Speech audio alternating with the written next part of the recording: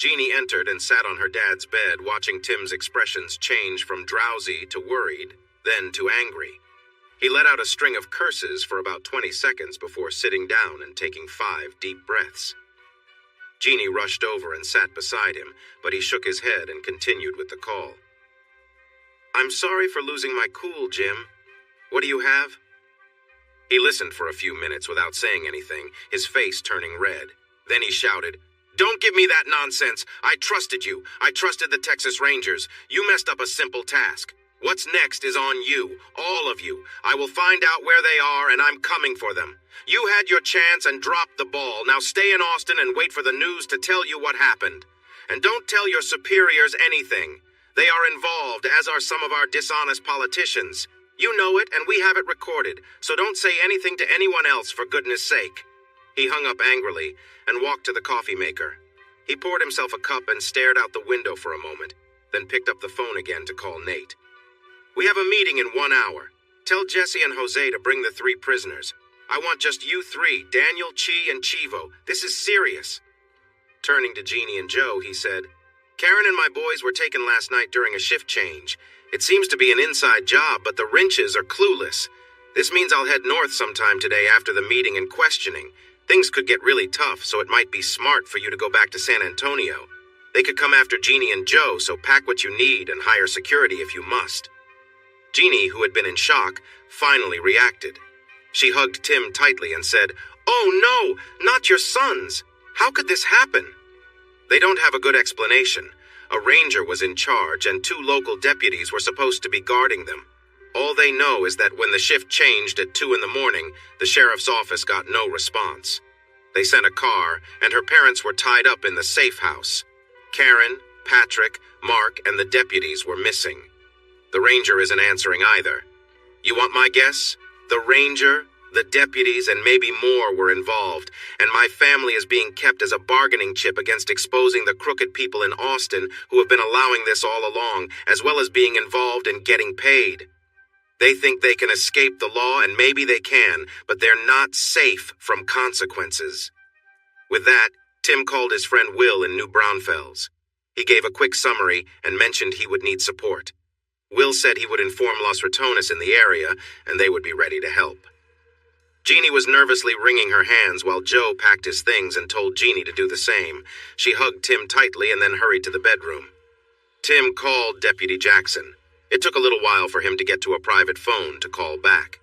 Tim shared his story and asked for help. Jackson said he would take a couple of days off after his shift ended that afternoon and would spend the day gathering information. Nate arrived early, and 3 cars followed him closely. Everyone he asked for was there, but Sheriff Rodriguez was also present. Tim looked at Nate and then at the sheriff. "You probably don't want to be here, Sheriff," he said. Miguel glanced behind him, frowned, and said, "I don't see a sheriff here. I'm with my friends for the fishing tournament." Tim waved Miguel over and they embraced. "Those wrenches can't do anything right," Tim said firmly. They entered the cabin, grabbed the coffee cups Jeannie had prepared, and sat around the table. "Where are Los Angeles?" Tim asked, looking concerned. "Secured off-site, just in case. Let's discuss this a little, and then we can ask for their help," Nate replied calmly. "Let me start," Miguel said. "I've been on the phone all morning and learned some things that might help." He shared what he had found out from different sources, including Jim Boyd. Turning to Tim, he added, "I should mention that Jim Boyd is feeling pretty ashamed. He's taking time off and coming down for the fishing tournament himself. Anyone can go fishing, but everyone needs to understand the rules. If they can't follow those rules, they need to stay away." "What are the rules, Hermano?" Nate asked. "My family survives, everyone else doesn't. No mercy." They exchanged looks around the table, and everyone nodded slightly. "That sounds like a solid plan. I'd like to suggest a little addition. Your family survives, the bad guys don't, and we all go back home happily. How does that sound?" Tim smiled genuinely. "Thanks. I forgot to include that. It's been part of every other plan, and it should be part of this one, too. Now can we go ask for their help?" Joe stepped over, shook Tim's hand quickly, hugged him tightly, and said he would ensure Jeannie was safe, but he would be available if needed. Jeannie was calm, but her lip trembled. She kissed him as if it was their last, and then walked to her dad's truck with her suitcase and bag. The off-site location turned out to be where they had buried the others. 3 triangular hoists had been set up, each holding someone over a small fire. A pile of mesquite branches lay nearby. Chivo walked over to the 3 men, smiled, and showed them his Bowie knife. "Which one do I pick? You can't cook all 3. I want some fun too." 30 minutes later, they had gathered everything they needed. "The drug cartels keep their information separate, but these guys are too foolish and overconfident," Miguel said. "Maybe they think we won't come after them on Lake Travis, which could be a big mistake, but perhaps they really are that clueless." "They think the big bosses will protect them like before," Nate added. "These guys are definitely foolish, but are the ones protecting them really this silly, or are we walking into a trap?" "I don't care either way," Tim said firmly. "I'm going after them, and anyone in the way is going to pay." They buried the remains in a pit using a backhoe, then replanted trees and bushes over the spot, placing stones around it haphazardly. There was no sign of a dig or what was buried, but Daniel promised to make it look nicer when he had the time. By morning, it would blend in with the rest of the land. Back at the house, Miguel called Boyd on his private line. They talked for a few minutes, sharing news and information, and then Miguel handed the phone to Tim. Boyd tried to apologize again, but Kelly interrupted him and said nothing would be forgiven until his family was safe. "If you really plan to help, talk to Randy Jackson. My friend Will is coming up with a few others from New Braunfels, and you can all go to the fishing tournament together. I'll give you his number soon, but Jim, let me warn you, if anyone gets in my way, or if anyone is working against us, I promise you they will deeply regret it." He returned the phone to Miguel, and the officers continued to talk. Tim and the others began their final preparations. By 3:30, they had everything packed and ready. They made a few changes to their plan based on new information and left at 3:55 p.m. About 30 miles later, they passed a military convoy heading to drills, and Nate wondered out loud which group was better equipped. They met up on a ranch near Henley, west of Dripping Springs. The owner lived in Houston, and the ranch hand was Daniel Mendez Jr. Boyd updated them that Gomez, the leader of the Devil's Angels, was in charge of security at a lake house near Spicewood. He was there with 10 men, along with Karen and her sons, plus at least 5 other women, 2 of whom came with the Assistant Attorney General and the Railroad Commissioner. He didn't know who the other 3 were, but 2 high school seniors had been reported missing 2 days ago and were thought to have run away. Randy Jackson was scouting, and he would update everyone when they gathered near the lake house owned by the Railroad Commissioner. The group dressed in camouflage and boots, with black smudges on their faces. They had 2 sniper rifles with silencers, some AR rifles with silencers, 2 automatic shotguns, a bazooka, and a grenade launcher. They planned to use the last 3 only if things went wrong, but they were prepared just in case. They met Jackson on a dirt road in a valley about a mile from the large lake house. Jackson had experience as a Marine sniper, and Miguel was his Army partner, so they would lead this mission. After Jackson explained the plan, they made a few changes and parked the 2 vans in the bushes, away from the road. They got into the pickup quietly and drove toward the house with the lights off. It was dark, but the road was clear enough to see with limestone paving and white rocks along the edges. Jackson dropped off 2 groups of 3 at spots he had chosen. They would circle around to the sides of the house. The rest of the team continued without headlights about a quarter mile up the hill, where they turned onto a dirt road and parked the truck.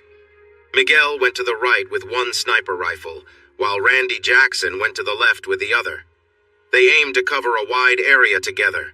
The distance was easy, but they wanted to take out as many targets as possible at the start, so careful timing was very important.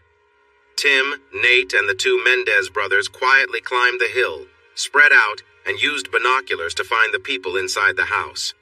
The 8 guards outside were easy to see. They were carrying rifles but seemed careless, wandering around the backyard and chatting with each other. Jackson and Miguel, each with a sniper rifle, had overlapping fields of fire. Their shots would signal the others to move from the bushes toward the house. The main attack would come from the front as well as from the right and left. The snipers would wait a few moments to provide cover before the other 10 men entered the house, which was perched on cliffs above the lake, with no way to escape on the east side. 2 guards were talking on the southwest corner, and 2 more were on the northwest corner when each sniper fired twice. They heard a soft poof from both sides. One was the sound of the shot being fired, and the other was the sound of the bullet hitting the target. The 4 guards fell to the ground silently. The remaining guards were casually patrolling the area when they, too, were taken down quietly. 3 teams moved swiftly across the open field, approaching the house from different directions. They quickly checked the guards and then advanced toward the house's patio, moving along the walls. Carefully, they peered through the windows, using hand signals to communicate the number of people they could see inside. There were 6 people in the living room on the first floor, 2 women and 4 men, all gathered near the bar. Tim, Jesse, and Jim Boyd's teams quietly entered from different sides of the house. Tim led his group through the front door, while Jesse's team entered from the south, and Jim's team came from the patio side. Once inside, Tim signaled Jim's team to watch the stairwell while his group moved closer to the bar. They closed in behind the 4 men, and Jesse's team positioned themselves near the 2 women. 6 silenced weapons were raised. The men saw Jesse's team approach, and the women spotted Tim's. Tim spoke quietly but with authority. "If you make any noise or try anything, you won't live to regret it. Do you understand?" They nodded in fear. Tim continued, "I'm here for my wife and 2 sons. Where are they?" There was a tense silence. Tim drew a short blade from the sheath on his back and placed it against the neck of one of the men. "You have 10 seconds to answer, or you'll never speak again. 10, 9, 8. One man quickly rasped, "Upstairs! They're upstairs!" Tim pressed further. "Where upstairs exactly?" Another man, glancing at Tim with disdain, spoke up. "Kelly, I should have known it was you. You're in way over your head. Let us go and we'll give you the kids. But we're keeping your wife. Not that you care, right?" Tim recognized the voice. "Well, if it isn't the ex-sheriff, fancy meeting you here. So tell me, why am I in over my head? It seems like we're the ones in control." The sheriff sneered. "You have no idea who you're dealing with. If you survive tonight, and that's a big if, we'll hunt you down. Then we'll come for everyone you care about. We're more powerful than you can imagine, and we don't show mercy." Without a word, Tim swiftly acted, cutting the throat of the man in front of him.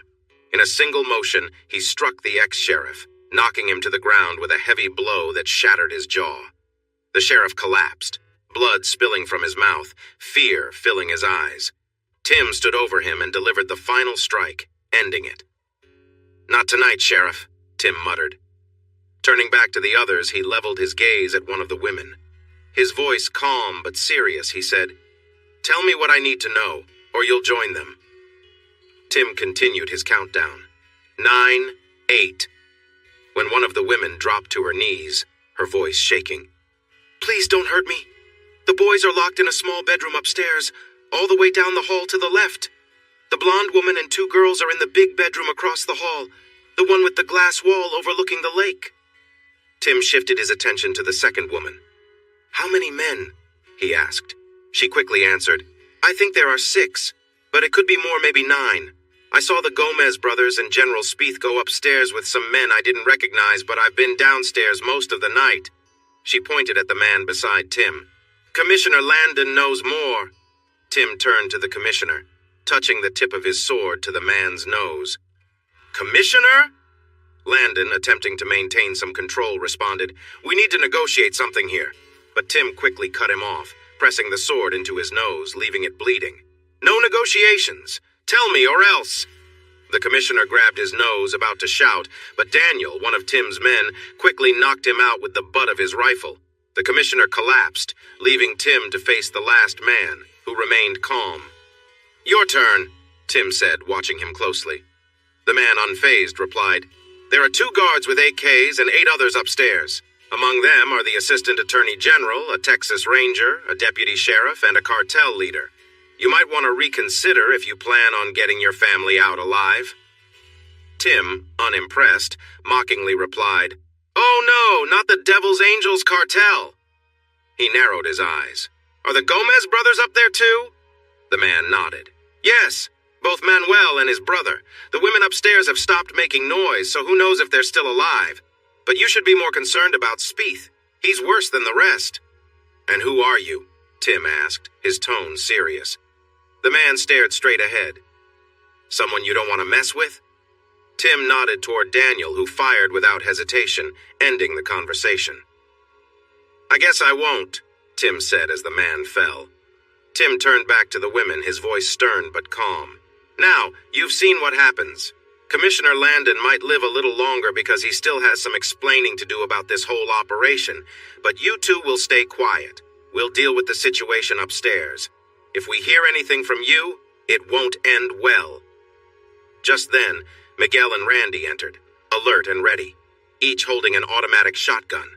Tim nodded, signaling them that the real challenge lay ahead as they prepared to face the men upstairs. Jesse quickly brought the team up to speed, and they all moved together up the stairs. No guards were in sight as they approached the hallway, but voices could be heard coming from the bedroom on the right. Tim nodded to Chivo, who took the lead, holding throwing knives in each hand. The others spread out, taking positions at doorways on either side.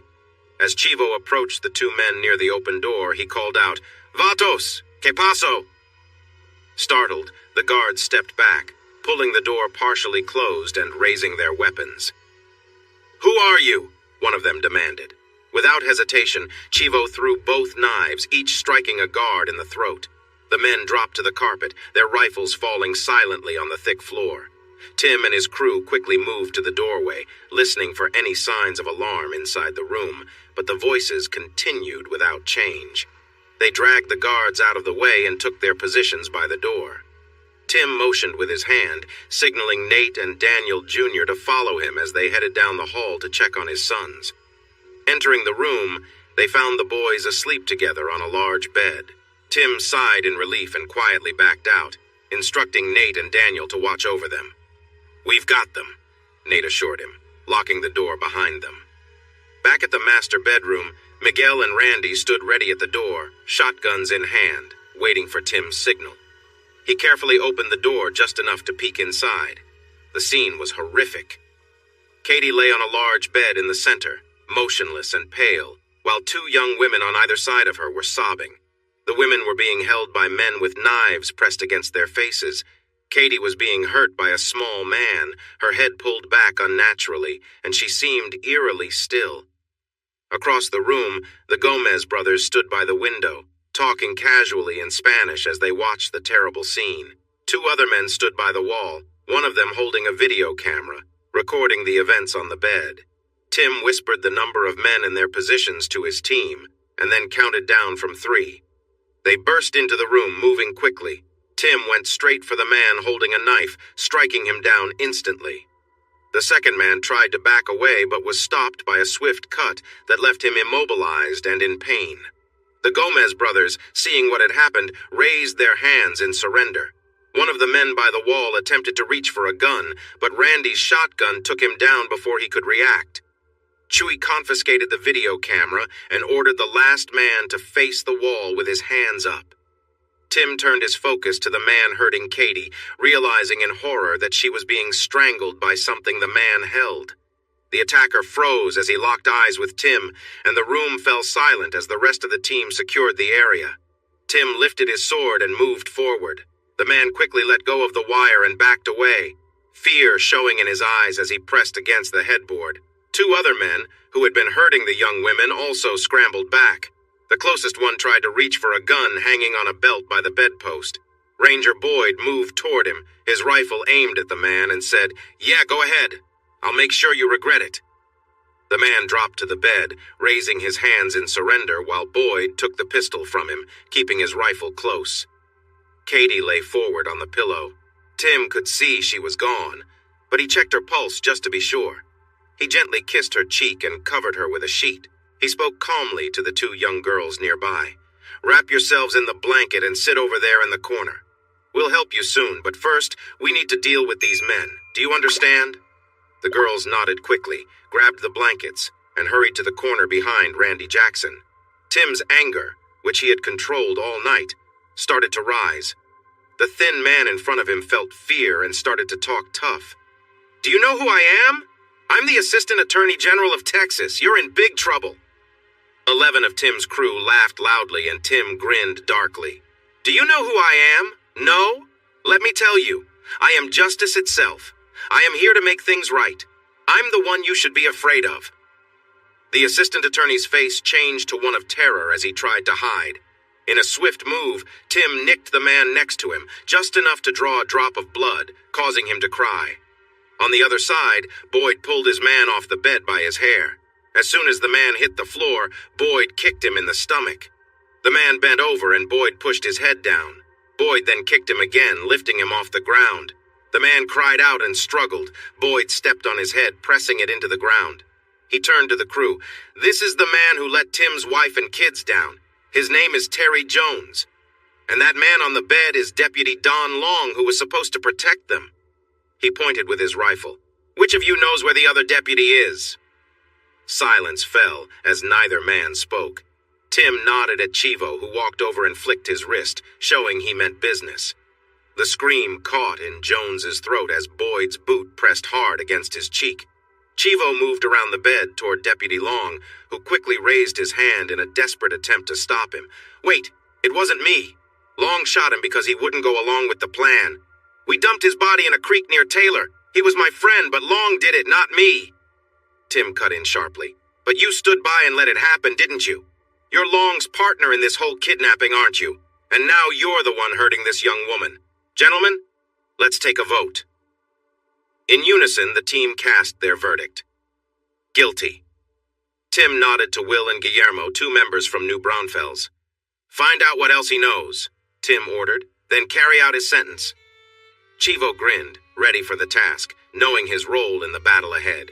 The deputy was dragged from the room, his muffled cries echoing down the stairs, but they fell silent within minutes. Meanwhile, Randy stood guard over the cameraman as Tim, Daniel, Chuy, and Jesse formed a semicircle around the Gomez brothers. Despite their reputation as cartel leaders, the Gomez brothers looked terrified. Andres had even soiled himself, leaving a mess on the floor as they pressed against the glass wall, desperate. Manuel, the older brother, tried to negotiate, offering them large sums of money in exchange for their freedom. Chuy stepped forward, flicked his knife, and calmly cut a piece of Manuel's skin. His scream filled the room, but when it quieted, Chuy said, You won't get off easily, but you might survive. That depends on how angry El Rey de los Ratones is. Teo, what's your call? Tim didn't hesitate. Take them downstairs to Chivo. He'll be done with the other ones soon. Tell him to make sure they remember every life they've destroyed, every girl they've trafficked, every crime they've committed. Tim's voice grew cold. And remind them of his niece. He can carve her name into them if he feels like it. Tim paused for a moment, then added with a small grin, Before you take them downstairs, tell them what happened to the men they sent before and what's coming for their families.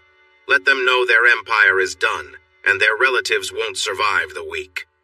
Turning to the Gomez brothers, Tim spoke again, his voice harsh. If you have any last words, now's the time, cabrones. Both brothers began pleading frantically, begging Tim to spare their families, insisting that their relatives were innocent. Tim's smile returned, darker this time. My sons were innocent. Did that stop you from taking them? Did it stop you from planning to kill them? Did your innocence stop you from kidnapping and selling countless young women into slavery? My wife was innocent, yet you had her harmed. So no, cabrones, you and your families will face the consequences of your actions. Tim looked at the Gomez brothers, then spoke coldly. Many people will pay the price, though not as many as those you hurt, those you drugged, sold, or worse. Your legacy will be one of pain, and no one will be left to remember you or mourn your passing. Your line ends here. He motioned toward the door. Take them away and make sure they pay for everything they've done. The brothers, who once carried themselves as powerful criminals, now whimpered and begged as they were led away, a stark contrast to their former reputations as cartel leaders. Tim chuckled darkly. The devil's angels? More like cowards who preyed on the weak. By the time they're finished, they'll regret every choice that led them here. Turning his attention to the man lying injured on the floor, Tim gave more orders. Miguel, Jose, take him downstairs. Find out what he knows. Don't let him go until we have every bit of information we need. We need to understand his role in this mess. Randy stood guard as Tim approached another man who was still facing the wall, his hands raised in surrender. "Randy, keep an eye on the one on the bed. If he tries anything, stop him, but leave him for me." Tim moved closer to the man at the wall, his voice calm but filled with menace. "You've got until I count down from 10 to tell us who you are, what role you play in all of this, and why we shouldn't make you regret your silence. Start talking before I reach 0, 9, 8. The man, trembling, broke down before Tim finished counting. "I'm Adam Ballard, General Spieth's Chief of Staff. I know the names of officials, lawmakers, law enforcement who've been part of this. I can show you where the recordings are, everything. Please, I'll tell you everything." Tim glanced at Ranger Boyd and Deputy Jackson, who were stunned by the information. "Looks like we hit the jackpot. Randy, take Mr. Ballard downstairs. Get him a drink, sit him at the table, and record everything he says. If he starts holding back, remind him why that's a bad idea." Then, turning to the women who had been caught up in this nightmare, Tim gave a softer order. "Deputy Jackson, help them find clothes and make them comfortable. Randy, once they're settled, put them in a room where they can rest, but don't let them leave until we've talked to them." Finally, Tim gave his last instructions. "As for the others, keep them quiet and make sure they understand there's no escaping what's coming. They can have water and use the bathroom, but they don't get to feel safe, not yet." Tim addressed the group, his voice firm but measured. "I haven't decided what's next for everyone. Girls, you've seen how serious we are. Don't make the mistake of thinking we'll go easy just because of what you've been through. If you try to leave without permission, we won't hesitate to act. Once we're done here, we'll talk about what happens next. Any questions?" Jackson stood nearby with the girls, who were no longer crying, though they clung to each other. The rifle stayed trained on Adams, ensuring no sudden moves. After a moment, one of the girls, a tall brunette, gathered her courage and spoke. "Coach Kelly," she began, her voice steady. "We recognized you, even with all the dirt and paint on your face. I'm Sharon from your advanced physics class. This is my friend Jana. She doesn't have you as a teacher." She took a breath before continuing. "We want to tell you what happened and how we ended up here."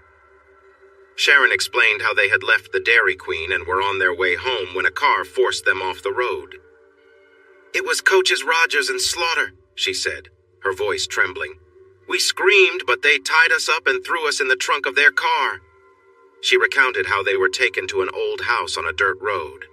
"They warned us that no one could hear our screams and that how badly we were treated depended on how we followed orders." She paused, glancing at Jana for support. "Coach, we're good girls.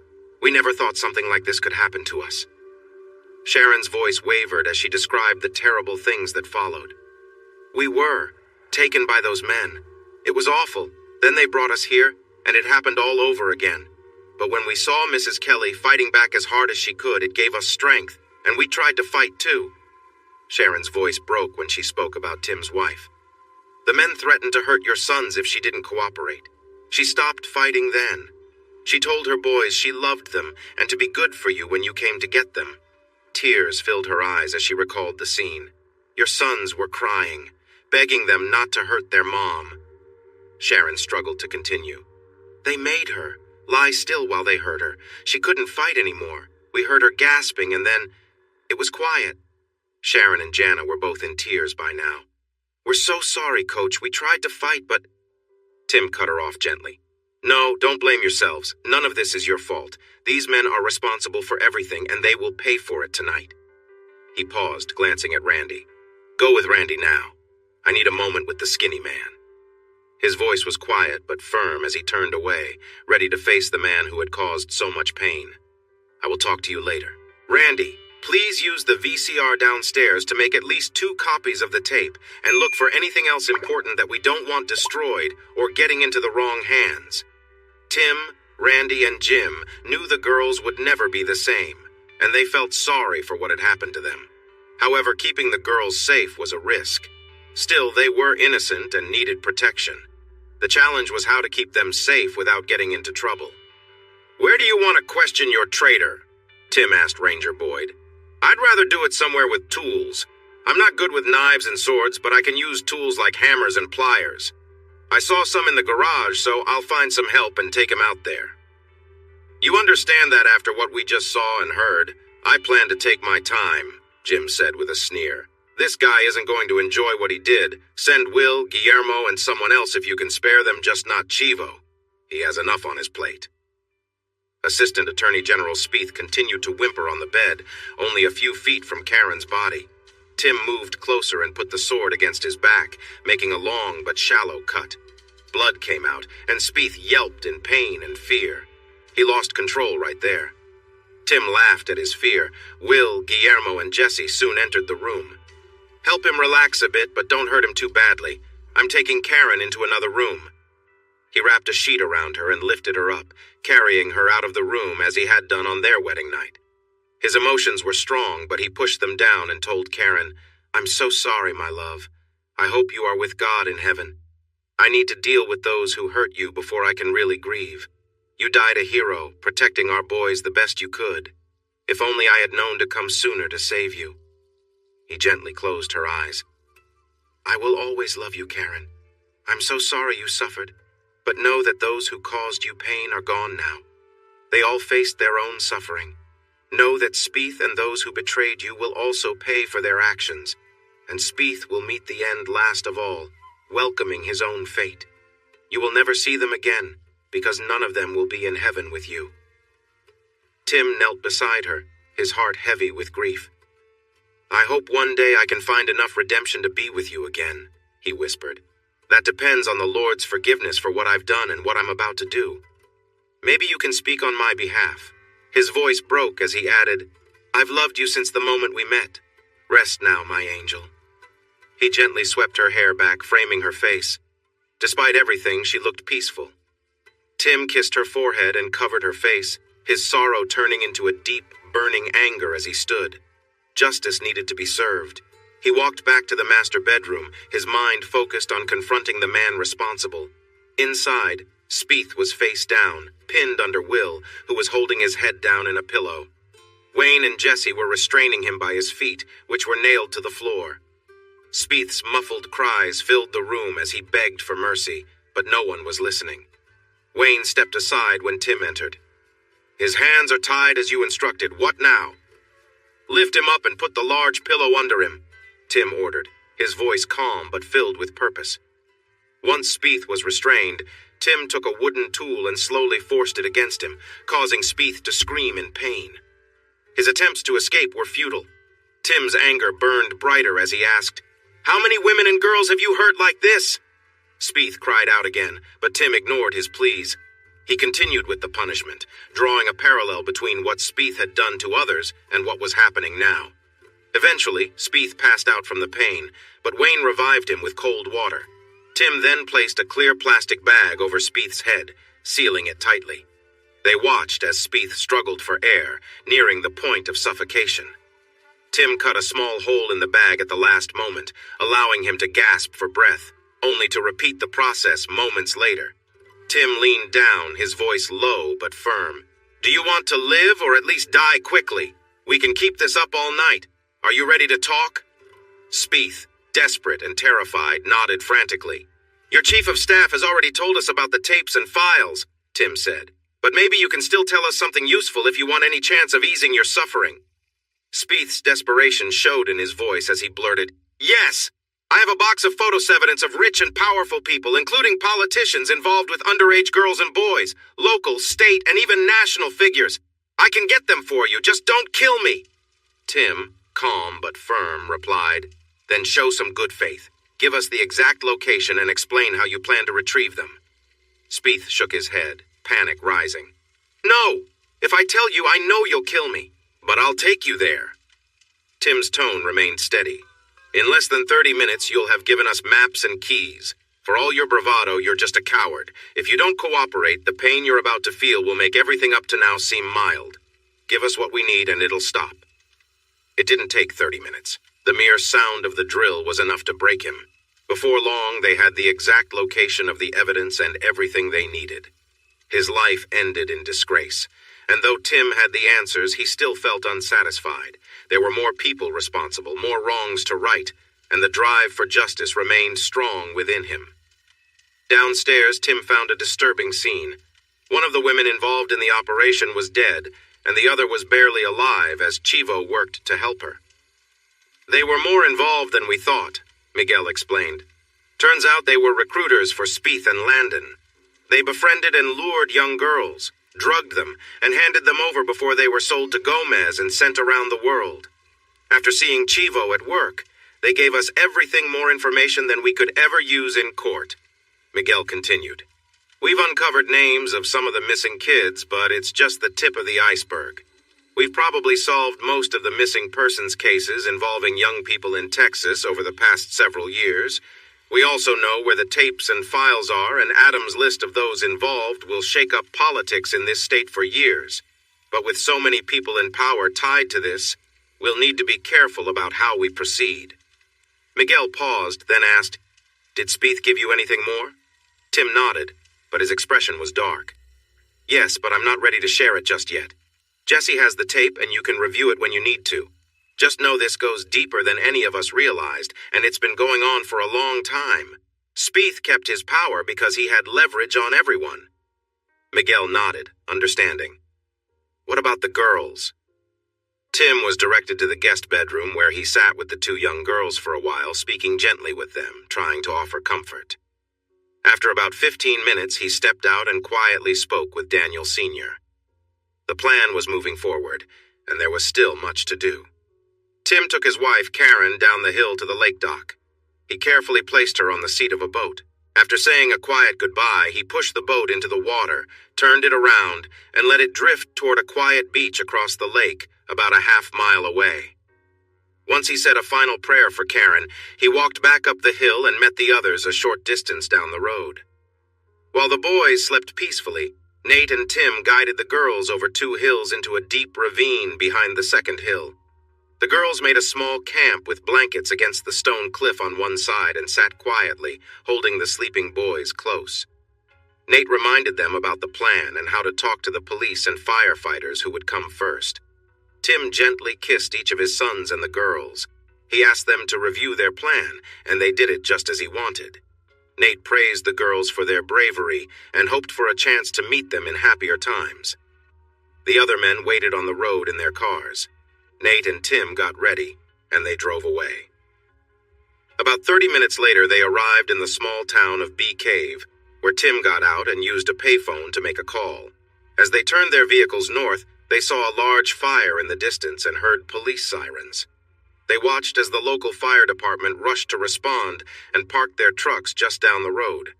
The men said a quick prayer and drove back to the ranch near Dripping Springs. Later, Nate and Tim sat at Tim's house in Cedar Park, watching the morning news on TV. The reporters showed footage of a house that had been destroyed by a fire and an explosion near Lake Travis. A fire investigator spoke, saying they wouldn't know anything until the fire cooled down. It seemed like there had been a gas explosion, but there was no mention of survivors, which worried the brothers since the girls and their sons should have been mentioned. At 7 a.m., Tim called the sheriff's office in Karen's hometown, but they had no updates. He called the local police, and they told him the same. Tim wanted to call Jeannie, and Nate wanted to call Linda, but they knew they had to wait to avoid any monitored calls. Finally, their anxious waiting came to an end just after 9:30. A detective from the Austin Police Department said that Tim's sons were at Brackenridge Medical Center. He reassured Tim that the boys were okay physically, but were feeling very upset. They were with a social worker and a child psychologist for help. The detective asked Tim to come to the medical center right away. Tim agreed but wanted to know where their mother was. The detective replied he only had information about Tim's sons. Nate drove quickly along US 183, even making experienced drivers nervous on the busy road. Although there were no accidents, he navigated around slower cars, sometimes going off the road or around red lights. They made the 20-mile trip in just 20 minutes. Nate dropped Tim off at the emergency entrance before looking for a parking spot. Tim hurried inside to the desk, gave his name, and someone made a call. A police officer in plain clothes came over, introduced himself as Detective Cox, and asked Tim to follow him. Nate arrived as they were leaving the emergency room. Tim introduced him as his brother, and they were soon taken to the children's floor. The detective knocked on the door of a room where the boys were. A woman with red hair in a suit opened the door and waved them in. Patrick and Mark were sitting with an older woman in scrubs, listening to a story. When Patrick heard the door, he quickly turned around, jumped up, and shouted, "Daddy!" He rushed over to Tim. Mark looked confused at first, but then smiled and ran to Tim, crying, "Daddy! Daddy! Daddy!" Tim embraced both of his boys, tears of joy streaming down his face as they kissed him and hugged him tightly. Nate stood back with the detective and the woman, both smiling widely as Tim spun his boys around and returned their kisses. The heartwarming reunion lasted several minutes until little Mark gently held Tim's face in his hands and said seriously, "Daddy, bad men came and took us away from Granny and Gramps. We drove a long way and then they took us from Mommy." Patrick added, "Daddy, they put us in a big room and Mommy was crying. The bad men were hurting her and she was crying. They said they would hurt us too, but Mommy begged them to leave us alone. They took us outside, but Mommy told us she loved us and to behave for you when you came to get us. I hate those mean men." Mark turned Tim's face back to him and said, "Mommy said she loved us to the moon, but she was crying. Daddy, you need to find those bad men and bring Mommy back." Tears filled the eyes of everyone in the room, but Tim fought to stay calm for his boys. He said, "There are many people looking for Mommy right now, boys. We need to take you home and wait for them to bring her back. We'll call Granny and Gramps and we can go see them after the men find Mommy," Tim reassured his boys, trying to keep them calm. Turning to the detective, Tim asked, "Have you found her?" The detective shook his head, replying, "I'll tell you everything we know in a few minutes. Right now, focus on your sons." Confused, Tim asked, "How did you find my sons but not my wife? They should have been together." The detective explained, "Your sons were found with two young women hiding in a ditch near a house fire by Lake Travis. I'll give you all the details when we talk later. Right now, just take care of your boys. There's a phone you can use to call their grandparents or anyone else you need to. Is it okay if I speak with your brother while you're with the boys?" Tim nodded. "Sure. But please, if you hear anything about Karen, let me know immediately. Before you go, who are the girls they were with?" The detective provided their names, asking if Tim recognized them. Tim replied that he knew both. They were students at the high school where he taught. One was in his second period physics class, and he knew they were involved in dance and track. But they had never babysat his sons, so he couldn't understand why they were with the boys. The detective assured him that they'd explain everything later. After spending more time comforting his sons, Tim asked a woman in scrubs who was nearby if she could stay and read to the boys while he made some calls. She agreed, and the boys settled into their chairs as she began reading to them. Tim first called his parents, letting them know the boys were safe and asking them to inform Linda, Daniel, and Dora.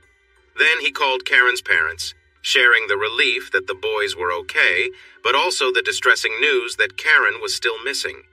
He asked them to stay home in case Karen tried to contact them. Next, Tim called Andy. "I've learned that my boys are safe, but Karen's still missing," he said. "The girls they were with are students I know, but I don't understand why they had the boys with them. They're going to need legal help. There are things here that may look suspicious, especially with the explosion." "Don't worry," Andy replied. "Both girls have legal representation. Jana's dad is a friend, and I reached out to offer support when the girls disappeared. He called me as soon as they were found. We're meeting with law enforcement this afternoon at 3:30. I'm also representing Sharon." Tim felt some relief, knowing the girls were getting help. After his calls, he sat down with his sons, who quickly fell asleep in his lap, clearly exhausted. The woman in scrubs introduced herself softly, explaining that she was a doctor specializing in helping children who had been through traumatic events. She said she was assigned to his sons and offered to stay with the boys while he spoke to the police officer. Tim was taken to a conference room on the ground floor. Inside, he found Detective Cox, his brother, and two Texas Rangers talking quietly. They stopped when he entered, and the detective asked him to sit at the table. Jim Boyd was one of the Rangers and introduced the other as his leader, Chief Alley. The serious tone of Chief Alley's voice matched the concerned looks on the faces of the officers and Tim's brother. "Mr. Kelly, we have some sad news. We found a body on a boat across the lake from a house that exploded last night. We believe it may be your wife. We will need you to identify the body, but your brother has tentatively identified her as the woman in this photo. Can you take a look?" Tim entered the room filled with emotions he had kept inside. The photograph of Care broke that floodgate, and he cried deeply and openly for several minutes. No one spoke or tried to comfort him, but they all felt his pain. Once he calmed down, Tim dried his eyes, looked at the chief, and confirmed, "That is Care. Karen, my wife. I'm sorry for my outburst. We had some problems in the past few months. Many hurtful things were said and done, and now we will never have the chance to resolve them. I loved her deeply from the moment I met her, and now—" Tears fell from Tim's eyes again, but he lowered his head and stared at the table, not wanting to cry more over something he could not change. Boyd left, leaving Nate and Tim alone in the conference room.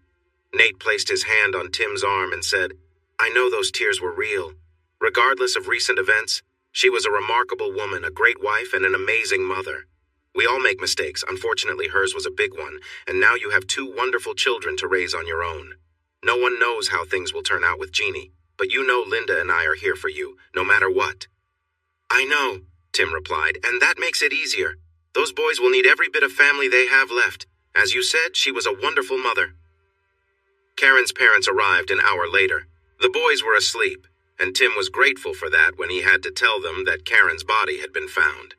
They were both devastated, and her mother needed calming medication from the psychiatrist assigned to her grandsons.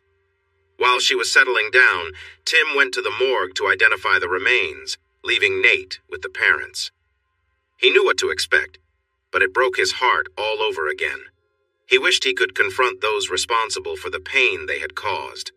He remembered how Spieth had begged to be free before he was taken away, but if he had the chance again, he would have kept him around a bit longer. His only hope for getting back at those responsible rested on what Boyd might find when they looked over the film and recordings. He was eager for that moment. The investigator from the Travis Sheriff's Department who was looking into her case asked to speak with him, and he agreed without hesitation. The questions were not very surprising. They showed him just how little they understood, and the investigator did not learn anything from him. However, Tim found out that they had discovered the van with the severed fingers on a road near Pleasanton. They had identified Larry, Slaughter, and Benton by their fingerprints, and were working to identify others. Tim went back to the hospital, signed the necessary paperwork, and agreed for his sons to see a counselor for a while to help them cope with the trauma and the loss of their mother. The boys were awake, talking and playing with their grandparents, while Nate, the psychiatrist, and the counselor were there too. Tim sat with one boy on each knee and gently shared the news with them. He told them that Mommy was in heaven with God and the angels, and that she was happy and looking down on them. He assured them she would always be there if they needed her. Mark cried softly, letting his tears soak into Daddy's shoulder while Patrick got angry. "It was those mean men, right, Daddy? They were hurting her. I yelled at them, but they wouldn't stop. I want to find them and make them pay for what they did to Mommy." "I want that too, Patrick. But the police will find those men and they will face consequences," Tim promised him. "No! 2 policemen were the ones who took us. They hurt another police officer and brought us to the place where they hurt Mommy. I don't like policemen," Patrick shouted. Tim held them both close. "Patrick and Mark, most police officers are good, but sometimes there are a few that are not. Those 2 are bad. But remember, Ranger Jim is a good one, right?" Patrick nodded, then began to cry again. "I love Mommy. I want her here with us, not in heaven. We need her." The next hour was incredibly tough. Both boys cried, their grandparents cried, the psychiatrist and counselor shed tears, and Nate and Tim found themselves crying too, as they tried to comfort everyone. Eventually, everyone's emotions wore them out. Tim took the boys home in Nate's pickup truck, while Nate followed with their grandparents, who were still too upset to drive. Once they were all settled, Nate went to pick up pizza and spaghetti from Mr. Gaddy's. Granny and Grandpa took the boys outside to play on their swing set. Tim called his parents and asked them to share the news with everyone down south. They mentioned that Linda had already informed them, and that they were ready to come up whenever Tim wanted. He asked them to wait until he called again the next day. Next, he called Andy, but there was no answer. so he decided to call the Housemans. Jimmy told Tim that Andy was meeting with two girls, their parents, and the investigator in charge of their case. He also mentioned that Jim Boyd had gotten permission to search the AG's office, and he was there with a fellow ranger he trusted. Jimmy asked if Tim would stay at his house and promised to keep him updated when he had more information. Tim hesitated, knowing that the next call could be very important if not handled well. He decided to call anyway. Jeannie answered the phone after 2 rings. Tim paused before speaking formally. "Jeannie, this is Tim. I wanted to say I'm very sorry about your husband's passing."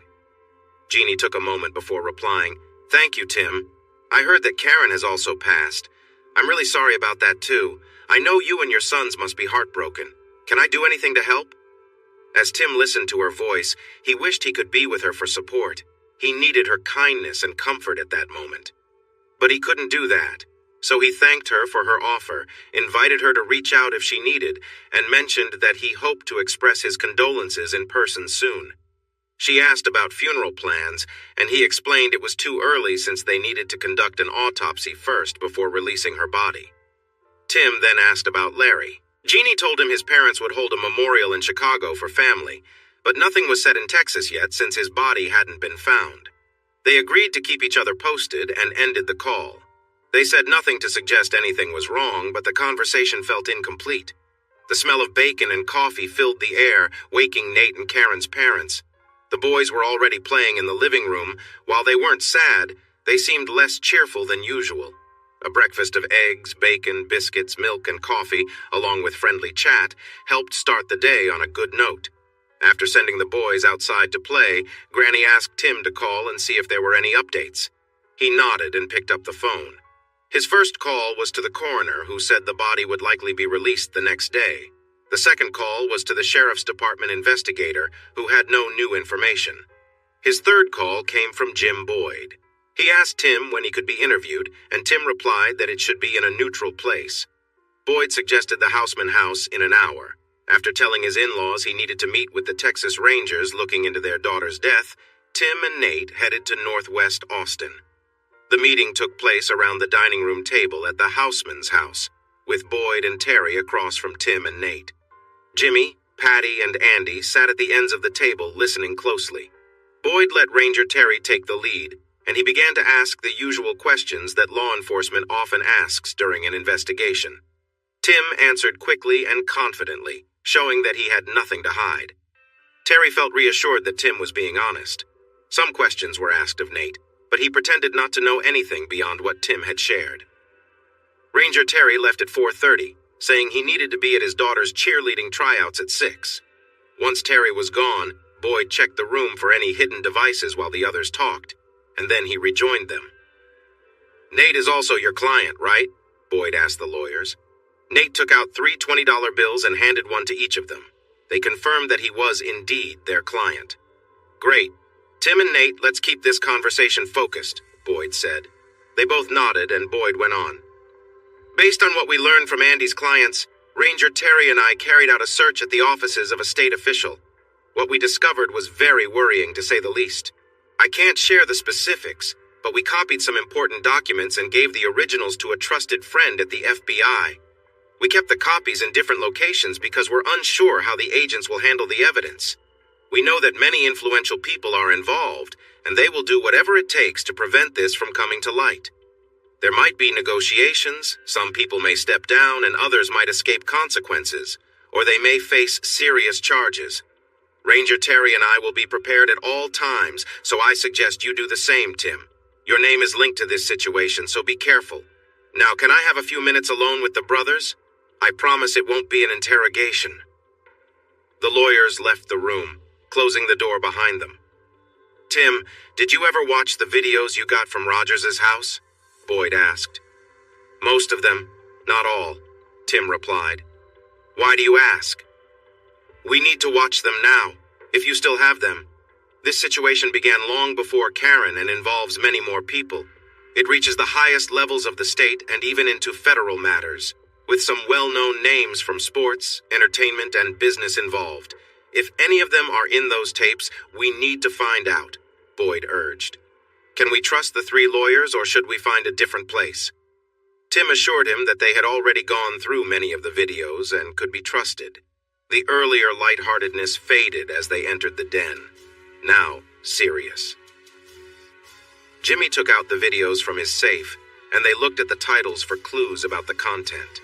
2 unlabeled tapes were wrapped together and seemed unused, but Tim noticed one looked partially used, so they prepared to watch it. Both tapes were T200 recorded in LP format, which meant they could run for over 400 minutes each. After watching for an hour, they realized that the events they saw were very connected. To figure out who was involved, they needed to watch everything closely. One thing was clear. Spieth's claim that wealthy and famous people were heavily involved was true.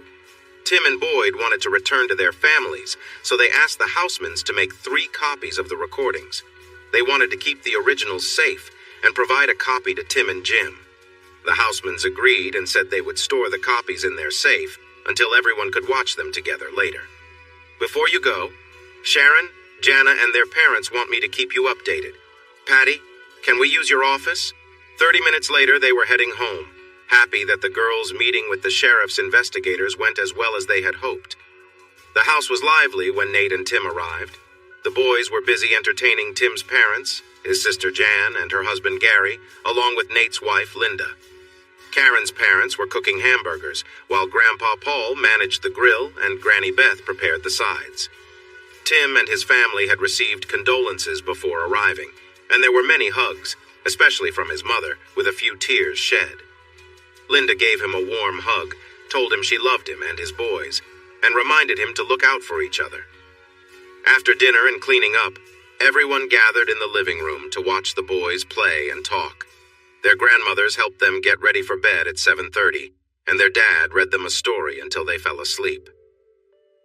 Tim was about to join the adults again when the phone rang.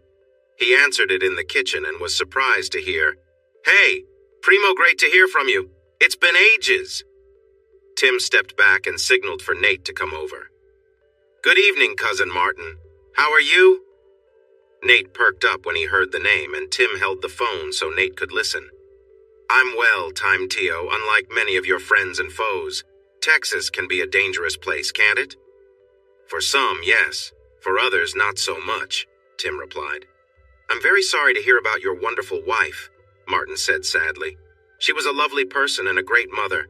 I know I don't need to remind you, but we had nothing to do with what happened, even if some people tried to suggest otherwise. Those bad guys indeed needed to be stopped, but I haven't heard the official story, but it seems like something went wrong with a drug deal. I never thought of you and your group, though. I figured you were at your place in Mexico by Lago Azucar, right?" "Yes, I was, and our local contacts weren't involved either. But we're friends. You know I would never hurt your wife or your kids." "I know, cousin, just like I would never hurt yours," Tim replied quickly. They both understood that their words were a bit uncertain, but it was important to say because Martin was about to propose something. "I guess the people who caused the trouble at the lake and those who left behind some clues thought using names from some local gangsters would confuse the police. Do you think they thought we would be found guilty even though we were innocent and had solid alibis? There are some well-connected folks in Texas who know who is involved and who has proof to show they weren't. I've heard the details don't match up. Some evidence points to one group of troublemakers and some to another. It seems the police are confused about the clues, but they aren't searching too hard because those people were already wanted. The reports say the clues were from people who have passed, confirming they are gone. I don't know much about what happened at the lake, but it looks like they are just trying to identify the remains. You have no idea, do you?" "I don't know, but I can check if you want me to," Martin replied. "I understand you, cousin. You want to find out who harmed your wife, your kids, and the other girls mentioned in the news. Do you need my help?" "Please, Cousin Martin, I do want to know, and I might need assistance when I find out," Tim explained. "For my cousin Teo, anything I can do, for free," Martin said cheerfully. "Good. Let me know if you find out more, please," Tim asked. Nate shook his head in amazement as they returned to the living room where everyone was quiet. Their dad, John Michael, asked, "What was that about?" "An unexpected call," Tim answered, "from Cousin Martin. He shared his condolences and offered to help in any way he could." "I thought I heard you calling him Cousin Martine, Who is he? Karen's dad asked. He's not really a cousin. In South Texas and northern Mexico, calling someone primo is a way to treat them like family, even if they're not related. I met him back when I was in college. He helped us with some problems then. He offered to help again, and I asked him to tell me if he hears anything important. He's a well-known figure in Mexico and has influence in Texas, so who knows? Maybe he can assist again, Tim explained. Linda, Nate, Tim, and their dad were drinking coffee in the living room, talking quietly and watching the early news with the volume low, when Tim suddenly sat up straight and turned the volume up a little. A replay of the Attorney General's update on the fire presented last night just before the 10 o'clock news was showing. He praised the good work done by AAG Spieth, calling him a man of character and courage, and promised to bring justice for those who harmed him. Tim looked at Nate, confused. Is this how they plan to handle this? That doesn't make sense. They have the tape, they know what really happened. Enough of this, I'm done. It's time to take serious action. Tim left the shocked group in the living room and went to call Jim Boyd from the kitchen. Good morning. I've been waiting for your call since last night, Tim. Before you get started, can you meet me for breakfast at that spot we both like? We need to talk, Jim said. Tim agreed and got ready. I have a meeting with the ranger in charge of the investigation. I'll be back in an hour or I'll call you, Tim said, choosing a longer route to ensure he wasn't followed, as Jim suggested on the phone. Boyd sat in the last booth at the back with 2 cups of coffee. Tim began to speak, but the ranger interrupted him. Listen first, then I'll listen to you, okay? Tim nodded, and Boyd continued, Many of the important people are at risk and they are all coming together. I'm not sure what I can do. Do you have any ideas? I do, Tim replied, because I saw this coming. Want to hear it, or would you rather not know? Let's hear the plan, Boyd said. Tim nodded, checking to make sure no one was watching. He shared his idea with the ranger. I have a friend from college who is making a name for herself in television news. She's passionate, hardworking, and she believes strongly in our rights. She will chase a story no matter what. She's also very clever, and she gets really upset with arrogance and misuse of power. I plan to share some video and audio with her, help her gain an audience, and then give her even more. When is the AG going to speak again? Tim asked. Not until Thursday at 11 unless we give him something sooner, Boyd replied. Don't do that, Tim urged. That will work perfectly. She'll be in Austin for the press conference, I promise. Will other law enforcement be there with him?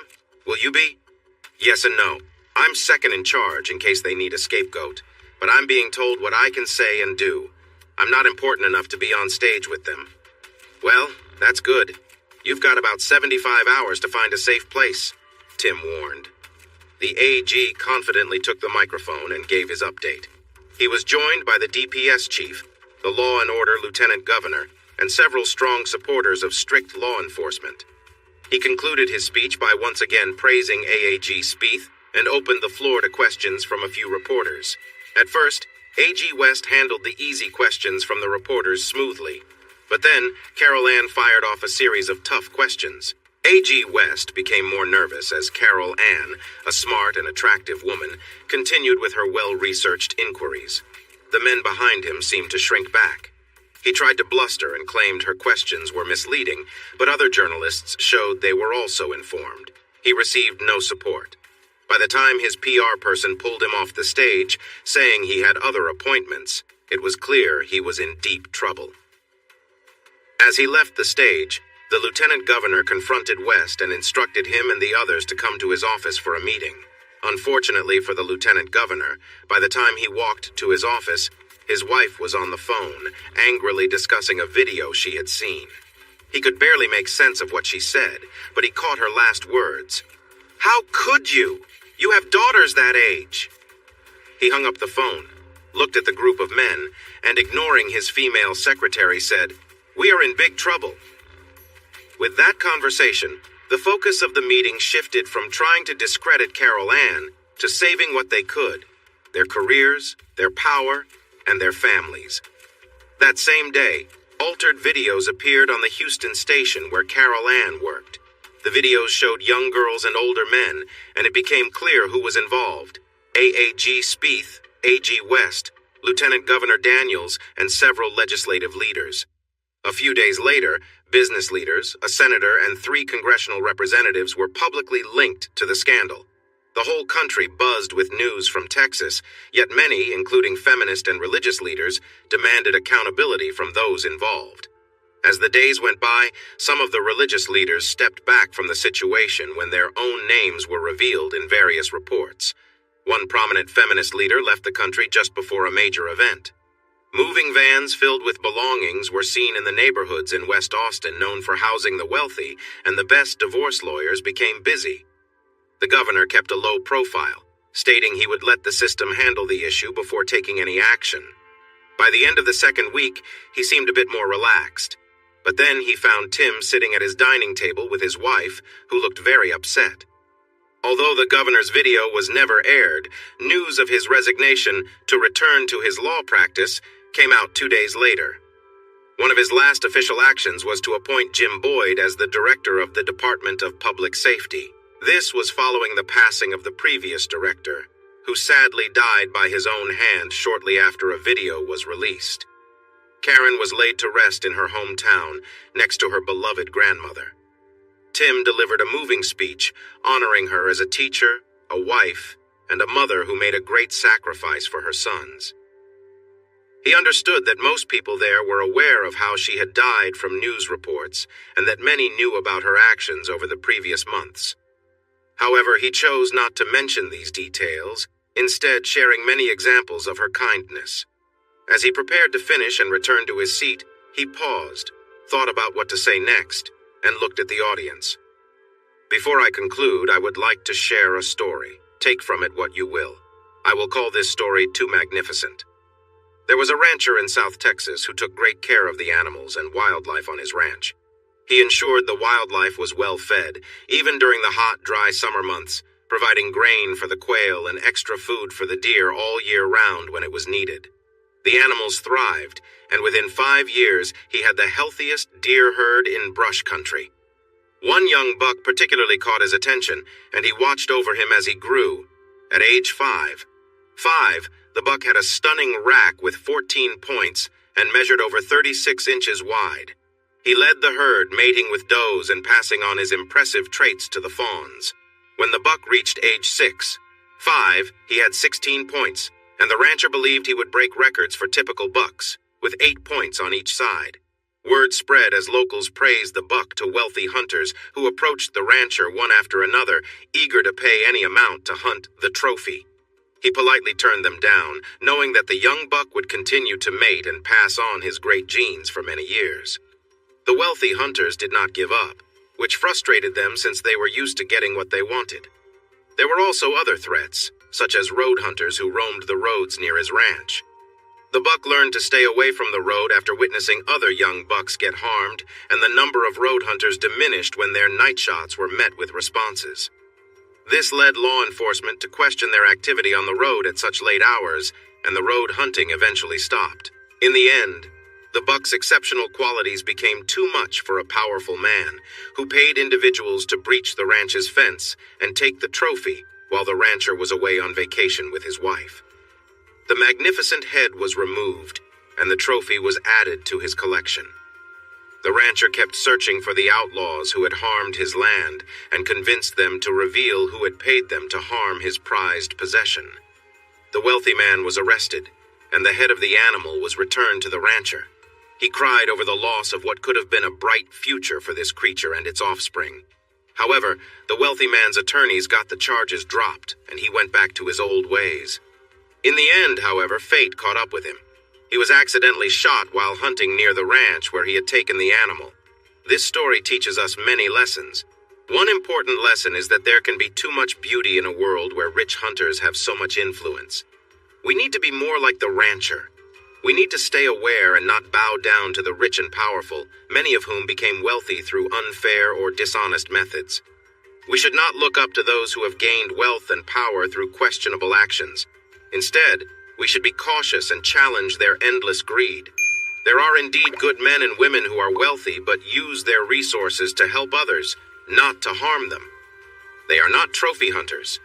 When the rich use their wealth to gain even more at the cost of hard-working people, When they buy political influence or positions, that is not true democracy. That is an unfair rule by the wealthy, and we need to stand up against it and not let them betray our democratic values. They buy positions or influences and create laws that benefit only themselves, which harms everyone else. We must not allow these unfair individuals to control our community and country by manipulating our votes or the representatives we choose. My wife's legacy should be that we, the people, take back control of our government. We must never elect those who ruled our state with harshness until they were exposed. Keep this in mind when voting in the upcoming elections, to fill the seats of those who were forced to step down when revealed, and think about it again in the fall when we can change the course of our state and nation. Karen will be deeply missed by her family and friends. Whether her brave actions were in vain will be determined by the choices we make together in the future. May Karen be blessed. May we receive guidance in our journey. Thank you for being here. There was complete silence as Tim took his seat.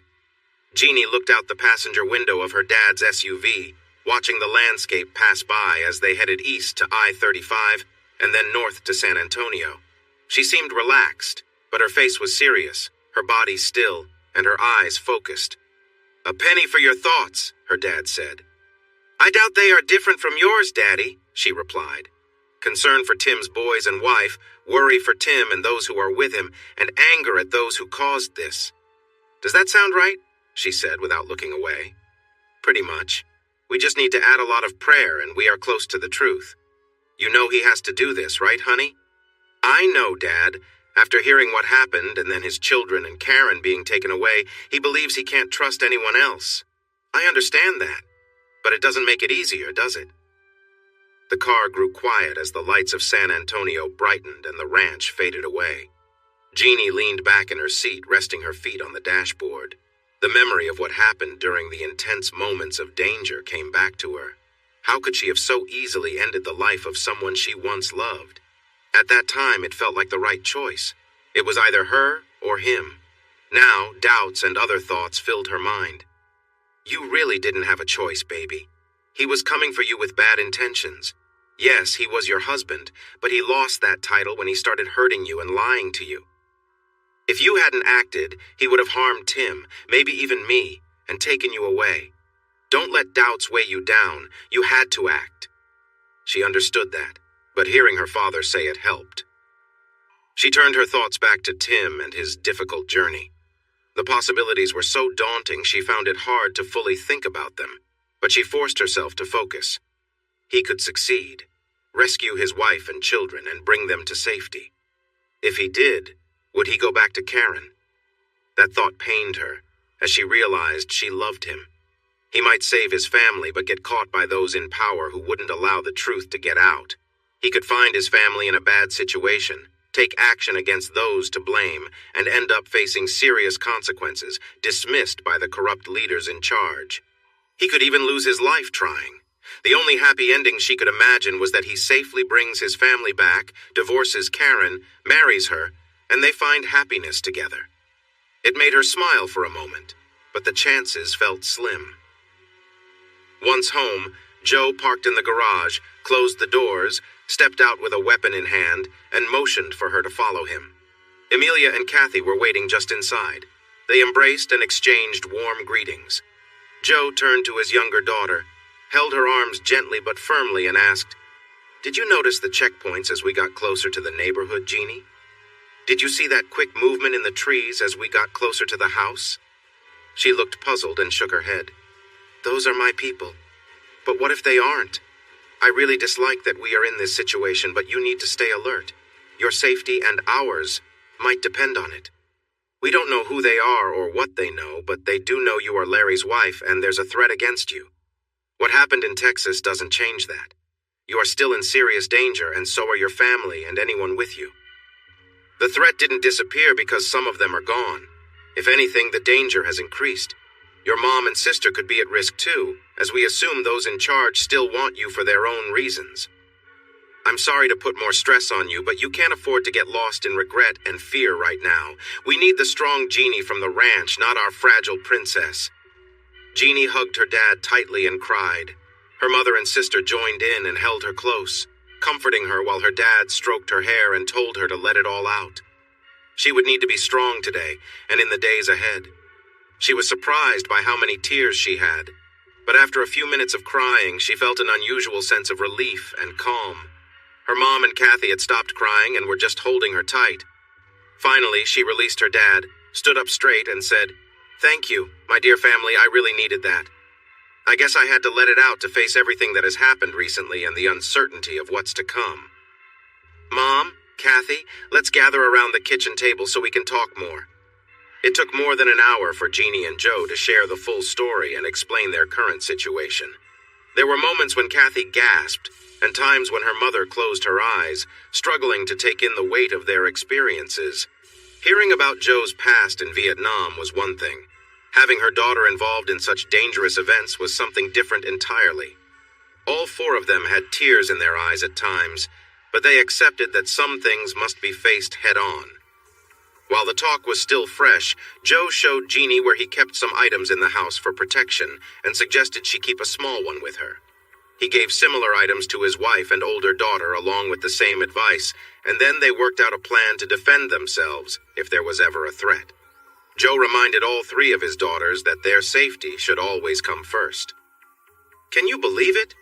6 weeks ago, I was married to Larry and had no clue about everything happening around me," Jeannie said, shaking her head in disbelief. "I must have been totally unaware, and I regret not leaving the first time he hurt me, not even 6 months after we tied the knot. Looking back, I wanted him to be someone he wasn't. I ignored the bad parts, focused only on the good, and held on so tightly that it's no wonder he didn't respect me. Sweetheart, I think part of the issue comes from how your dad and I raised you. You were always so happy, bright, and loved by everyone in school. We didn't prepare you for the tough times or for people like Larry. It was a hard lesson to learn, but now you've faced it and moved on. All you can do is learn from that and keep going." Am I making the same mistake with Tim? He seems perfect in my eyes. Am I missing something with him, just like I did with Larry? I hope I'm not, because I've never felt this strongly about anyone before. But I think I need to hear what others think. Kathy shook her head. "Alan thinks he's a great guy, and I feel like he really likes you." Amelia reached across the table to hold her youngest daughter's hand. "Honey, I don't know Tim well, but I see things in him that I never saw in Larry. We hoped Larry would become a good husband and someday a good dad, but he just didn't change. He seemed more focused on controlling you than building a strong relationship. We worried so much about you and about him. I don't see those same issues with Tim, but Joe knows him better. What do you think, Joe? Never compare your ex-husband to Tim, Jeannie. They are completely different." As your mother said, Larry was not what he seemed. He showed no real values, character, or courage. Tim has plenty of all three, maybe even too much. I've seen you two together, and there's definitely a strong connection between you. He paused to smile and laugh at his blushing daughter, who seemed to remember that connection. "Still, I'll advise you again like I did before. Take it slow." He chuckled again. "Or at least try to. When you two are together, it's like a whirlwind that sweeps everyone up. I should have kept you apart, but it's hard to ignore how you feel when you're around each other. Well, that's all in the past. Now let's hope Tim and his team succeed, and then we can move forward. Honestly, I don't know what the future looks like for you or for Tim, who is caught in a storm he didn't cause. I understand that you both care for each other, but sometimes love alone isn't enough. So, I realize we are talking about things we can't control. How would you feel about going to the chapel to pray for help and for good to win over bad tonight?" Father Jose saw them in the chapel and noticed their shared mood. He went into the confessional, turned on the light to show someone was there even if it wasn't the right time, and waited. First came Amelia, then Kathy. Their confessions worried him a bit, but they were not unusual for a priest in San Antonio. However, the confessions of Joe and then sweet Jeannie, whom he had seen grow up and married in this church, were of a seriousness he hadn't faced since his time in Rwanda in the early 1970s. There was no single prayer he could give them to cleanse their hearts, so he advised them to pray often and sincerely, prayer without stopping. After they left, he prayed for them repeatedly. He wished he could have told them to promise never to do those things again, but if they hadn't acted, good men might have been lost, and Jeannie could have been in a bad situation. He had seen the effects of evil when good does not fight back, and he couldn't blame good people for defending against darkness. Years before, Emilia had convinced Joe to build a screen-it-in chapel and dining area near his barbecue pit and outdoor kitchen. The back wall of the chapel was decorated with crosses and crucifixes, and a statue of Mary looked down from a high platform. As night came, Joe asked if they would like him to grill steaks and vegetables and eat in the chapel. They thought it was a wonderful idea, especially when he brought out his boombox and played lively gospel and praise music. They enjoyed a cheerful family conversation to keep Jeannie's mind off the worries of the rescue mission, which seemed to help her a bit, even if the tension was clear in her and her father. She ate less than anyone else, but nibbled on her food and chatted with them. After dinner, Kathy started cleaning up the paper plates and plastic utensils, while Joe tidied the grill. Emilia opened the storage door under the tiled serving shelf, which also served as an altar, and pulled out 4 kneeling pads. After placing the items on the shelf, she took a decorative box from the cabinet. Turning back to her daughters, she gave each of them a rosary and said, "Maybe this is a good time to say the rosary. Say 3 Hail Marys and ask Mother Mary to help us." Instead of talking, Jeannie took the beads, set a pad in front of the altar, looked up at the statue of Mary, and knelt to pray. The others quickly joined her. With soft music playing in the background, they recited the rosary, followed by 3 Hail Marys. Jeannie stayed there, eyes closed, silently praying for the safety of those being rescued and the rescuers. Eventually, Emilia encouraged her to sit with them at the table, hold hands, and keep praying. They stayed in the chapel until the phone on the back porch rang sometime after 3 a.m. Joe rushed to the porch to answer the phone, and the others hurried back to stand behind him. "Not a problem, Ranger. I was having trouble sleeping anyway." He paused, listening for several minutes before giving a short, uneasy laugh. "Thanks for the update, Jim, even if you sound a bit tipsy. I would have rather been out there fishing with you, but work kept me busy. I'm glad you had a good night and caught some good fish without anyone falling in. Maybe we can plan a fish fry when things settle down. Now, everyone should put the drinks away and get some sleep. You never know what tomorrow will bring. See you later." He turned back to his daughter with a big smile and said, "If I got the message right, and I think I did, they rescued the kids. They are safe, and no one on the team was hurt." Jeannie relaxed with relief, and Kathy hugged her tightly. Joe added, "Jim was a bit hard to understand. He mentioned they were all a bit tipsy and suggested I stay up to watch the early news, just like they planned, because there were whispers about something big happening on Lake Travis. I think he said that to be cautious, but I believe we need to make some coffee and watch the morning news starting at 4:30. The coffee tasted good and smelled even better, but the 4:30 news was quiet. Just after the 5 o'clock segment began, there was a breaking news interruption. The morning anchor reported a serious explosion and fire at a house on Lake Travis. He said the building had collapsed and the fire was still raging. A gas leak filling the basement before exploding was suspected because the destruction was so severe and the flames so fierce. There was no mention of survivors or casualties, so they waited anxiously for more information. At 8:30, Jeannie received a phone call from the DPS. After saying sorry for calling so early and for the sad news he had to share, the official told her they had confirmed her husband's death through a fingerprint from a severed finger. She asked how they knew he was dead instead of hurt. He explained that the evidence showed he had already passed away when the finger was taken.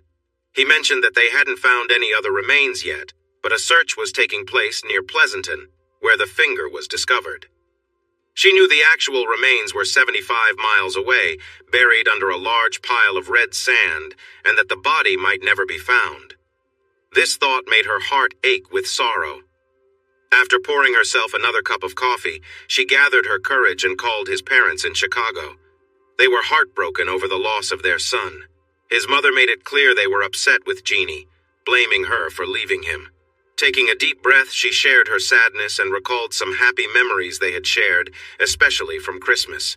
When they talked about planning a memorial service once the body was found, the conversation became awkward, and his mother began to cry again. Jeannie wished them well, saying they could talk later when they knew more, and then hung up. She thought to herself, "They blame me for leaving him. If only they understood." Tears filled her eyes again. Some of her tears were for her husband. but many were for the grief she felt, knowing she was part of the pain that affected his parents. Feeling worn out, Jeannie fell asleep on the couch. Her mom tucked her in, and she and Kathy went upstairs to rest. Joe went to his dealership to check on things, but returned a couple of hours later to join the others in sleep. Around 12:30, the phone rang. Amelia answered it and then went into Kathy's room to wake her up and hand her the phone. After about 10 minutes, she went to the living room and nudged Jeannie awake. "Jeannie, Alan called. He said Tim's boys were found safe in the brush near the fireside along with 2 high school students. Tim is going to the morgue to identify his wife's remains. She was found on a boat across the lake from the fire." Jeannie shed tears of joy for Tim and his sons, but also tears of sadness for Karen. Whatever had happened, she did not deserve to go like that. A few hours later, Tim called. His voice was distant and formal as he shared his sorrow over Larry's passing and offered his condolences. Jeannie put on her formal voice to respond, expressing her sadness for the loss he and his sons were facing. She offered to help him, but he thanked her and said no. Then he offered to help her, and she kindly said no as well. She understood they couldn't be together right now, but she had never needed anyone as much as she needed Tim at this moment. This made her sad. The Hildebrands had a late lunch, which was actually early dinner, eating canned chicken noodle soup and crackers. After watching the evening news, which didn't add anything new to the earlier story, they went to bed. Amelia woke her daughters at 7, urging them to have breakfast tacos before they got cold. Joe had already eaten and left for the dealership. Before he went, he mentioned there was no new news about the house fire on the morning broadcast. The 3 women enjoyed their breakfast, sipping coffee and chatting about light topics that avoided the tough times of the past. By 10:30, they decided to go grocery shopping and maybe visit North Star Mall for some fun shopping. They talked it over and decided to dress a little nicer, wearing sundresses and comfortable shoes. Amelia called the dealership and left a message for Joe about their plans. Just as they were leaving the garage, Jeannie remembered something Joe had said. "Mom, Kathy, did you bring your safety devices? I should go back to get mine. Do you want yours too?" Even though they were used to visiting the nearby range, carrying safety devices wasn't something they did every day.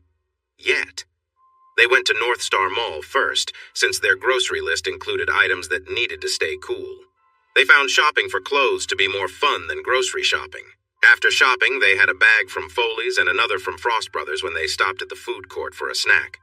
They picked up another bag at their next stop, Josky's. Happy and loaded with bags, they left Josky's and walked toward Amelia's car, parked near the large, giant Justin's boot sculpture in the north parking lot. For reasons she couldn't explain, Jeannie noticed a white service van moving slowly in the distance, keeping pace with them. She watched it for a little longer and then called to her mom and sister, pretending she needed to adjust her bags. They joked with her until they saw her serious expression. Jeannie turned her back to the van and signaled for them to look behind her. "Don't stare, but look over my shoulder. See that white van? It's been slowly following us toward the car. I'm not sure if we're in any danger, but let's go back inside the mall and call Dad just to be safe. If they turn around or come back when we go to the mall, drop your things and run." She laughed and pointed towards the mall as she walked that way, with her mother and sister following her. As soon as they turned around, the van backed up and sped to block their path to the mall. They dropped their bags and started running, but it quickly became clear they were too far away from safety. Jeannie led her family behind a large pickup truck. They crouched down, with Kathy peeking over the hood. "It stopped, and 3 men jumped out. They're coming towards us and moving between the cars." Jeannie took charge. "Mom, go to the front and take the one on the right. Kathy, you can see over the hood, so take the one in the middle. I'll go behind the truck and take the one on the left. Wait until they come out to shoot." The men seemed determined to catch them as they ran. Each had a weapon, but they were not pointed toward the women. The man on the right reached them first, and Amelia fired. A moment later, Kathy fired too. The gunman on the left shot at the pickup, breaking the glass but not hitting anyone. Jeannie shot him in the chest, and when he didn't fall, she shot him again. The van kept moving toward the mall, but then turned onto the same row where the women were. When it saw the women shooting, it speeded toward them. Jeannie moved to the back corner of the truck to get a shot at the driver while Amelia and Kathy faced the van, ready to shoot.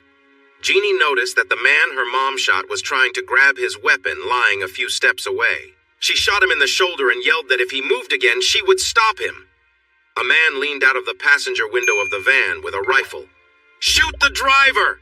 Jeannie yelled, firing twice at the passenger with the rifle. She heard more shots, and the van swerved off, hitting the back of a nearby car. It was quiet for a moment, and then a man jumped from the sliding door of the van with a gun, shooting at their pickup. When he stopped and began to run, Jeannie steadied herself and fired twice, hitting him in the back as he fell to the ground. Mall security and a police car arrived quickly. The women stayed crouched behind the truck, cautious in case there were more threats nearby. The police asked everyone to come out with their hands up, but Amelia shouted, "We won't come out until you check the van and the injured men near us. They shot at us and tried to take us away. We don't know if it's safe yet." More police cars arrived, surrounding the area. No one pushed them to leave the truck, but a sergeant warned them through a speaker that they needed to put down their guns for officers to check the van and the people on the ground. They put their guns down and raised their hands, but stayed behind the truck. Two officers quickly went to the van. One looked at the man lying in the street, groaning in pain, while two others checked the men next to the women. Then they asked Jeannie, Kathy, and Amelia to come out from behind the truck, and they did, with their hands raised. The women were held at the police station for over 3 hours while officers sorted through information from other law enforcement and from the survivors. Joe and his lawyer arrived quickly after being called, but not much was asked of the women during the first 2 hours. Things changed after the police found out that the men were part of a local gang. They listed the crimes the gang members had committed that day and the punishments they could face for trying to kidnap the women. When they suggested they might reduce the charges if they cooperated, the gang leader, Darius, admitted they were contacted by a man offering them $20,000 each for Amelia, Kathy, and Jeannie. He didn't know the man's name, but they were given a phone number to call once they had the women. That's when the FBI got involved. The FBI, informed of related events, first questioned Jeannie about an attempted break-in at the Housemans, about the abuse claims she made against Larry, and about his recent passing. She kept her story straight, and her family supported her. When Joe threatened to have Jeannie stop cooperating and bring in his lawyer, the FBI decided it was better to find out who hired the gang. The San Antonio police and the FBI planned together. They had Darius call the number and claim they had the 3 women. They were told to take them to a warehouse on the southwest side, off US 90, near Kelly Air Force Base. To prepare for a possible ransom request, 2 agents went with Joe back to his business to set up a recorder for any incoming calls. No one, not even Jeannie or her family, thought the attempted kidnapping was for money. Everyone believed it was connected to the earlier threats from her husband and the reward for capturing her, but they felt they had to take the risk. Joe and the agents stopped at the car dealership's waiting room for coffee and some sweetbread from a nearby bakery. They were enjoying their snack when the receptionist handed Joe a call. "Joe Hildebrand, how can I help you?" he answered. A voice on the other end was somewhat hard to hear. "We have your family, Joe Hildebrand. We were going to take them out of the country and sell them to the highest bidder. Your wife will bring a good price because of her age, but your daughters, they will bring in even more." "What do you mean you have them? I just spoke to them hours ago and they were at the mall. You must be joking," Joe responded. "But you haven't heard from them since, and you won't unless you follow our orders." "I still think you're joking, but what do you want?" "First, you need to bring us $100,000 for each woman.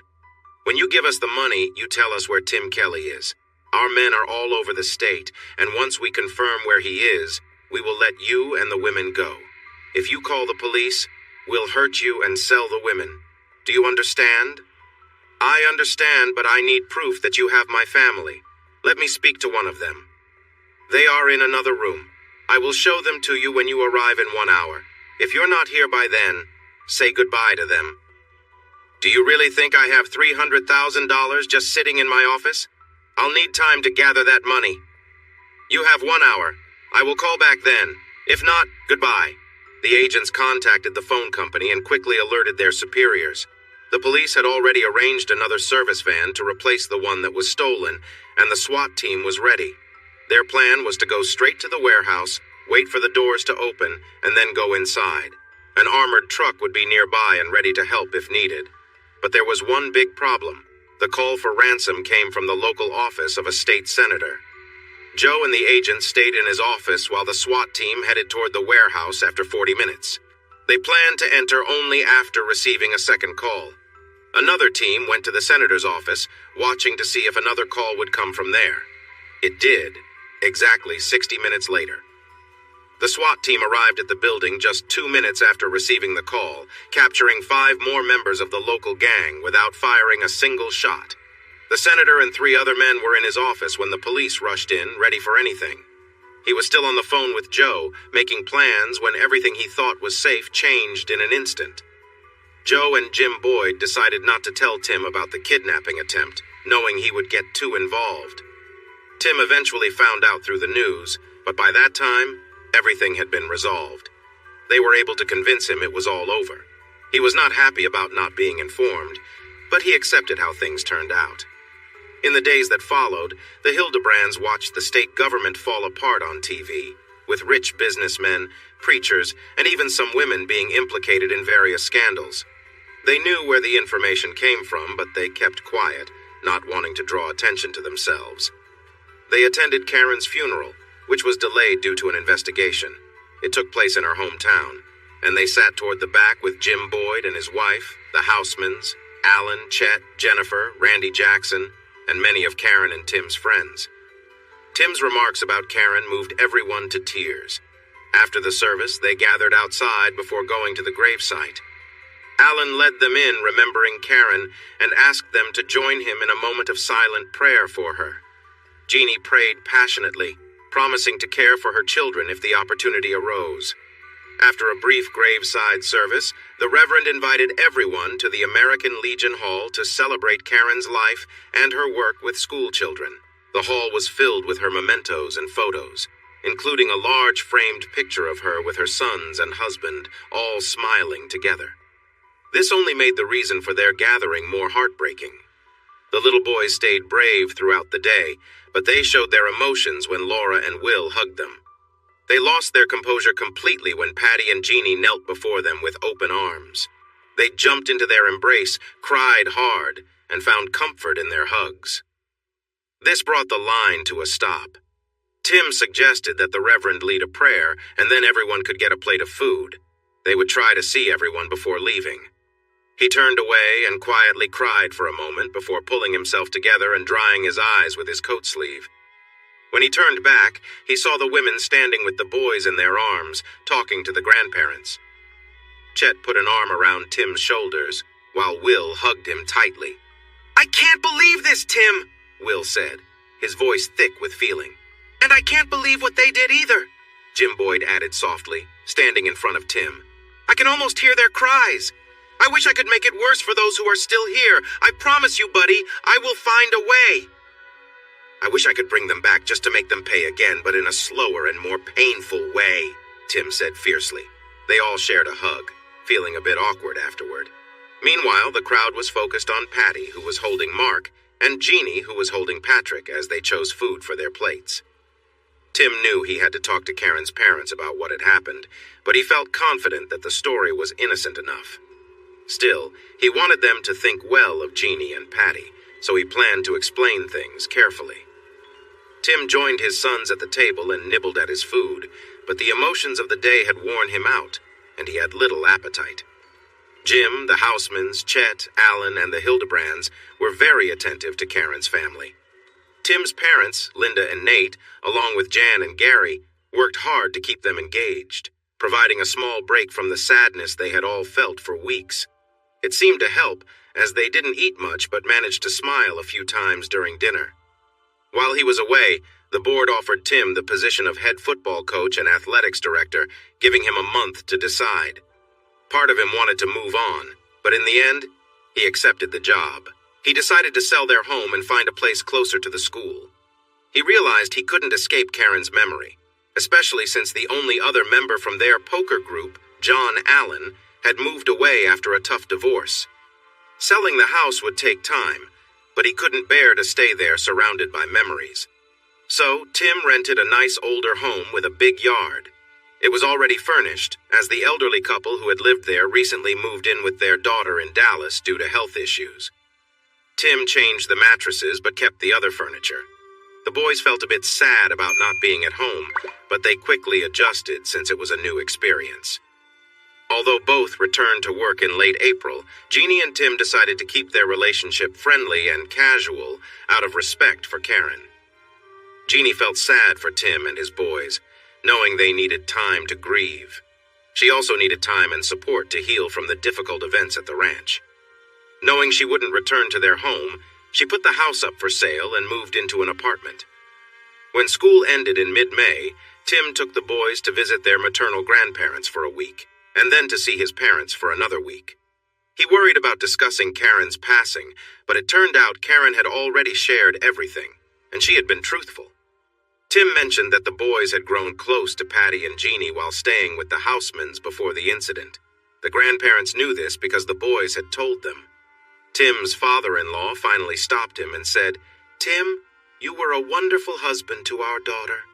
You're a great father to our grandchildren and a good son-in-law. We understand you need to move forward. Just help the boys remember their mother and let us stay in their lives." Tim smiled and asked, "Can children ever have too many grandparents?" He agreed they could not, promising to always honor Karen in front of her boys and to include the grandparents in their lives. After school ended and Jeannie returned to San Antonio, Tim started calling her every few days. Their conversations remained friendly, not romantic. They were both hurting and hesitant to move forward. Larry's family decided to hold a celebration of his life in Chicago on Memorial Day weekend, but Jeannie and her parents were not invited. They had their own remembrance, focused on the happy moments from the past. She expressed her sadness and prayed for Larry. It was a tough night for her, and she returned to her counselor on Tuesday to discuss the struggle of loving someone who causes pain and the need to protect oneself.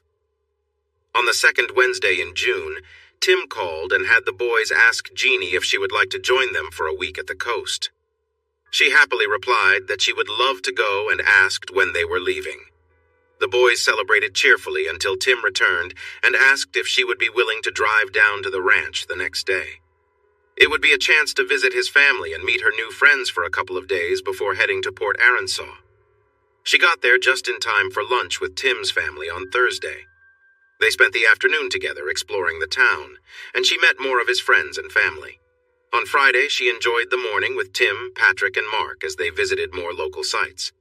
They had a delicious lunch with his family, and then went swimming at the city pool.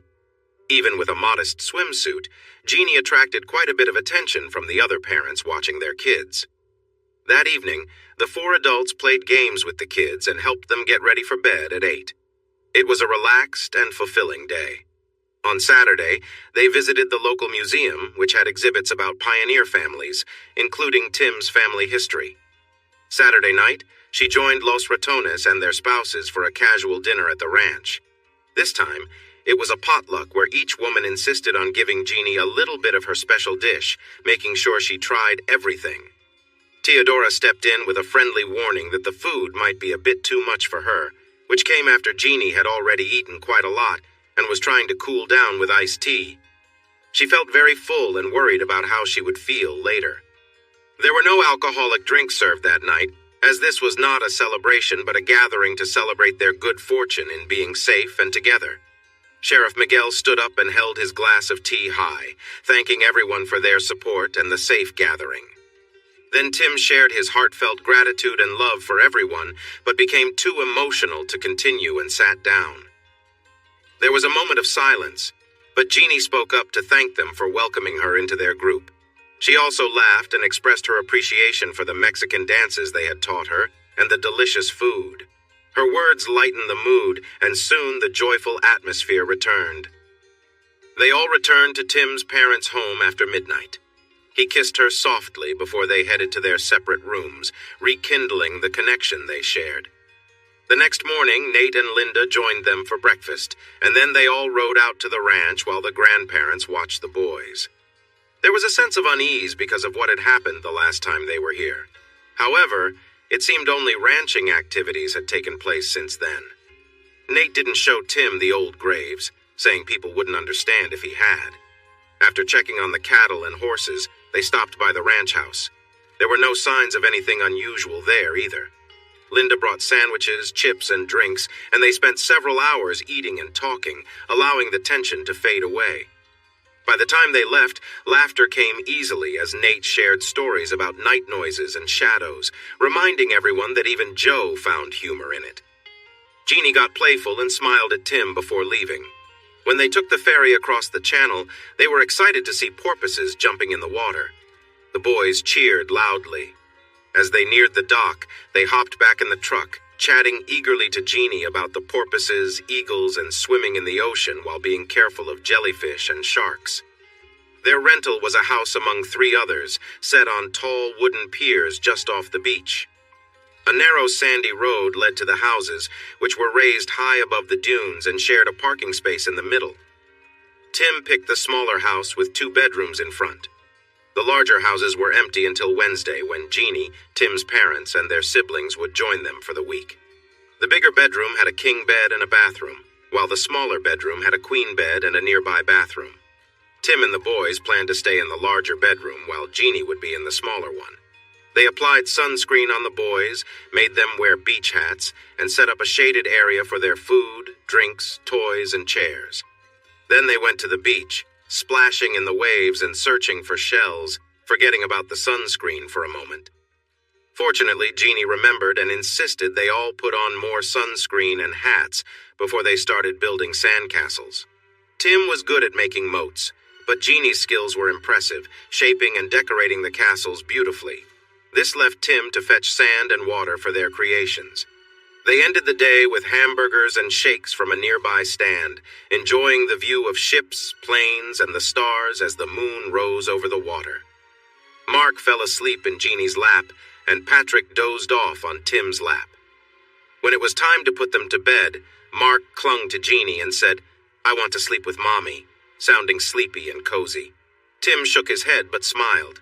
Jeannie had tears in her eyes but managed to smile. The line between them felt uncertain. On Tuesday, they tried fishing off the beach. Dad handled the bait and casting, while Jeannie helped by holding the fishing rods. It was more challenging than they thought, so they moved to a wharf where they used bobbers to fish. It didn't matter what small fish they caught. It was still an exciting adventure filled with laughter and cheers. Since they had not caught anything, they stopped at the seafood market to buy fish and shrimp for dinner, and they got hot dogs for lunch, along with a half-gallon of frozen custard for dessert. Their naps were longer than usual, giving Jeannie and Tim more time to chat and share some light teasing. Jeannie wore a conservative one-piece swimsuit, but Tim was impressed by the stylish maillot she had on that afternoon. She found ways to show off, which made Tim even more intrigued. They played in the waves and then went searching for shells and sand dollars along the beach. The boys were curious about the noise coming from a group of college students they passed, but Dad explained they were just having fun. A little way down the beach, Tim fell behind. He let out a playful whistle and shouted, "Yay!" just like the boys had. Jeannie smirked as Patrick and Mark looked at him curiously. He pointed to a perfect sand dollar he had found. The boys rushed over to add it to their collection, and Tim exchanged playful glances with Jeannie, who responded with a wink. On their way back, the boys held Jeannie's hands while Tim carried their treasures, some driftwood, and the beach bag he always brought along. 2 older couples near the water stopped them, and one woman said, "We saw you walking by earlier and wanted to say that you are a beautiful family." Tim thanked them, but Jeannie seemed lost in thought and didn't say much, while the boys smiled proudly at the compliment. After enjoying stuffed flounder and boiled shrimp for dinner, they watched the sunset. The lights on the oil rigs and ships lit up, and the stars began to appear. The moon shone brightly in the sky. They all cuddled up on the rocking love seat, and soon the boys fell asleep. When Tim tried to move them to the big bed, they both wanted Jeannie with them. So, Tim brought her nightgown and changed rooms with her. Jeannie lay between the boys, holding them close, and quietly shed a few tears. Tim went to bed surprised at how easily his boys had accepted her as part of their family. It was almost time to make the call. The Kelly family arrived in 2 cars at 10, followed by the Hildebrands and Alan at 10:30. Alan and Kathy were sitting closely together in the back seat, and it was clear their relationship was growing stronger. Once everyone had their beach gear on, Tim asked Nate, Linda, Jan, and Gary to take Jeannie and the boys to the beach, set up, and he and the parents would join them shortly. They looked a little confused, but agreed without hesitation. I asked you to stay because I need some advice. Jeannie and the boys are getting close much faster than I expected. Mark called her mommy on Monday night, and both boys slept with her last night. I know that may sound okay, but I don't want Karen's parents to be caught off guard by this. How would it be to invite them down to stay in your extra bedroom, Joe and Amelia? If they see how well the boys connect with Jeannie, maybe it would help. What do you all think? There was some discussion back and forth among them before they agreed. Tim's mother suggested that she and Amelia should be the ones to invite Karen's parents, and they quickly accepted. Jeannie felt surprised when Tim told her, and she was a bit nervous when they arrived later that afternoon. Karen's mother added to the tension at first, but after a few hours her jealousy faded as she grew fond of her grandsons and accepted how much they cared for Jeannie. Sharing meals, spending time at the beach, souvenir shopping, taking pictures, walking together and looking at the stars brought everyone closer. The boys thrived in this environment of love and support. The three younger couples decided to go to a club on Saturday night. They enjoyed some drinks and danced. Nate, Gary, and Tim had to be on guard against some college boys who were being too forward, but they managed to keep things friendly. The compliments from the strangers made the girls feel appreciated. Nate and Gary were eager to return home as they had plans for the night. Tim was busy making plans during the ride back. When they arrived, he grabbed a couple of towels, his car keys, and Jeannie, and headed down the beach to a quieter spot he knew. Jeannie moved closer to him and asked, "Where are we headed?" "Somewhere private," he replied. "But we have the whole house to ourselves. The boys are staying with their grandparents tonight, remember?" she reminded him. "Yes, but with what I have in mind, I think everyone would be awake sooner than later," he said earnestly. "What? I don't. Oh, really? Ha! You have quite the confidence, don't you? I'm not like that." They started around 1. By 2, the air mattresses were flat, and the nearby house, which had been dark when they arrived, was now lit up. She was upset with him about how he treated her. They were dressed and sitting in the pickup, watching the waves shine in the moonlight when the deputy drove up and jokingly asked if they had heard any strange noises. They hadn't, and he casually said they might feel safer a mile down the road where there were no houses to report noises. They thanked him. He went north while they continued south and decided to go for a swim in the cool, misty moonlight. Campers 2 miles away thought they heard a mountain lion around 3, but zipped up their tents and tried to sleep. Tim thought their earlier encounter was unforgettable, but tonight's was something much bigger. Jeannie felt like she had learned so much about herself and was so tired that she couldn't walk, so he helped her into the pickup. He carried her inside, helped her clean up, dried her off, and took her to bed. He placed her nightdress on a chair next to the bed, but let her rest in the bed. He wanted to make sure she was truly lovely, not just glowing from the moonlight at the beach. In the morning light, he looked closer and saw her feet and toes were cute. Her legs and waist were nicely shaped, and her skin was incredibly soft. She had a small waist that curved beautifully, and he noticed everything about her was just right. Her shoulders and neck were graceful, and her hair framed a pretty face that seemed perfect in its own way. Overall, he thought she was beautiful, with a lovely figure that impressed him greatly. The best part was how she responded. That truly made her special. He thought that if they ever got married, he would make sure their house had the best soundproofing. He also wanted to get her some soft items for quiet moments so their kids could rest at night. Their group included a few different types of Protestants and Catholics. They all attended the early service at Trinity by the Sea Episcopal Church and left feeling renewed. After breakfast at a cafe, they finished packing and said their goodbyes. Karen's parents thanked everyone for being part of their lives. Then Granny whispered, "She's a lovely girl, Tim. I can see how much she cares for the boys, and they care for her too. I know Karen would not want you to raise them alone. We hope things go well for both of you. We love you and the boys, and we hope you keep us involved in their lives as they grow. We lost our daughter, but she gave us 2 amazing grandsons and a wonderful son-in-law to love." Tim hugged them both, and the boys did too before they drove away. "What did she say, son?" his mom asked. "She said Jeannie is a wonderful girl who loves her grandchildren and they love her. They hope everything works out for us," Tim replied with bright eyes. Jeannie tilted her head and asked, "Really? They seemed nice, but I thought they might be a bit upset." "Dear, as long as you take good care of Patrick and Mark, they will welcome and support you. And Tim, too. It's clear they care a lot for their 3 boys," Amelia said with a smile. Jeannie pouted adorably, tilted her head the other way, and asked, "What about Tim? Caring for the boys is easy, but their dad can be a handful." Nate, noticing the boys nearby, casually asked, "So, Jeannie, how was the night ride? Did you hear anything strange, like animal sounds? I thought I heard something once, and then a police car went by quickly, so I wondered." As expected, she blushed, making the adults laugh. Tim hugged her, and Patrick, wide-eyed, asked, "Are there really animals out at night at the beach?" "There must be," Nate said with a serious tone. "I'm pretty sure I heard something. It reminded me of what we heard at the ranch. It might even be the same one." "Who would win between an animal and a shark?" Patrick asked excitedly.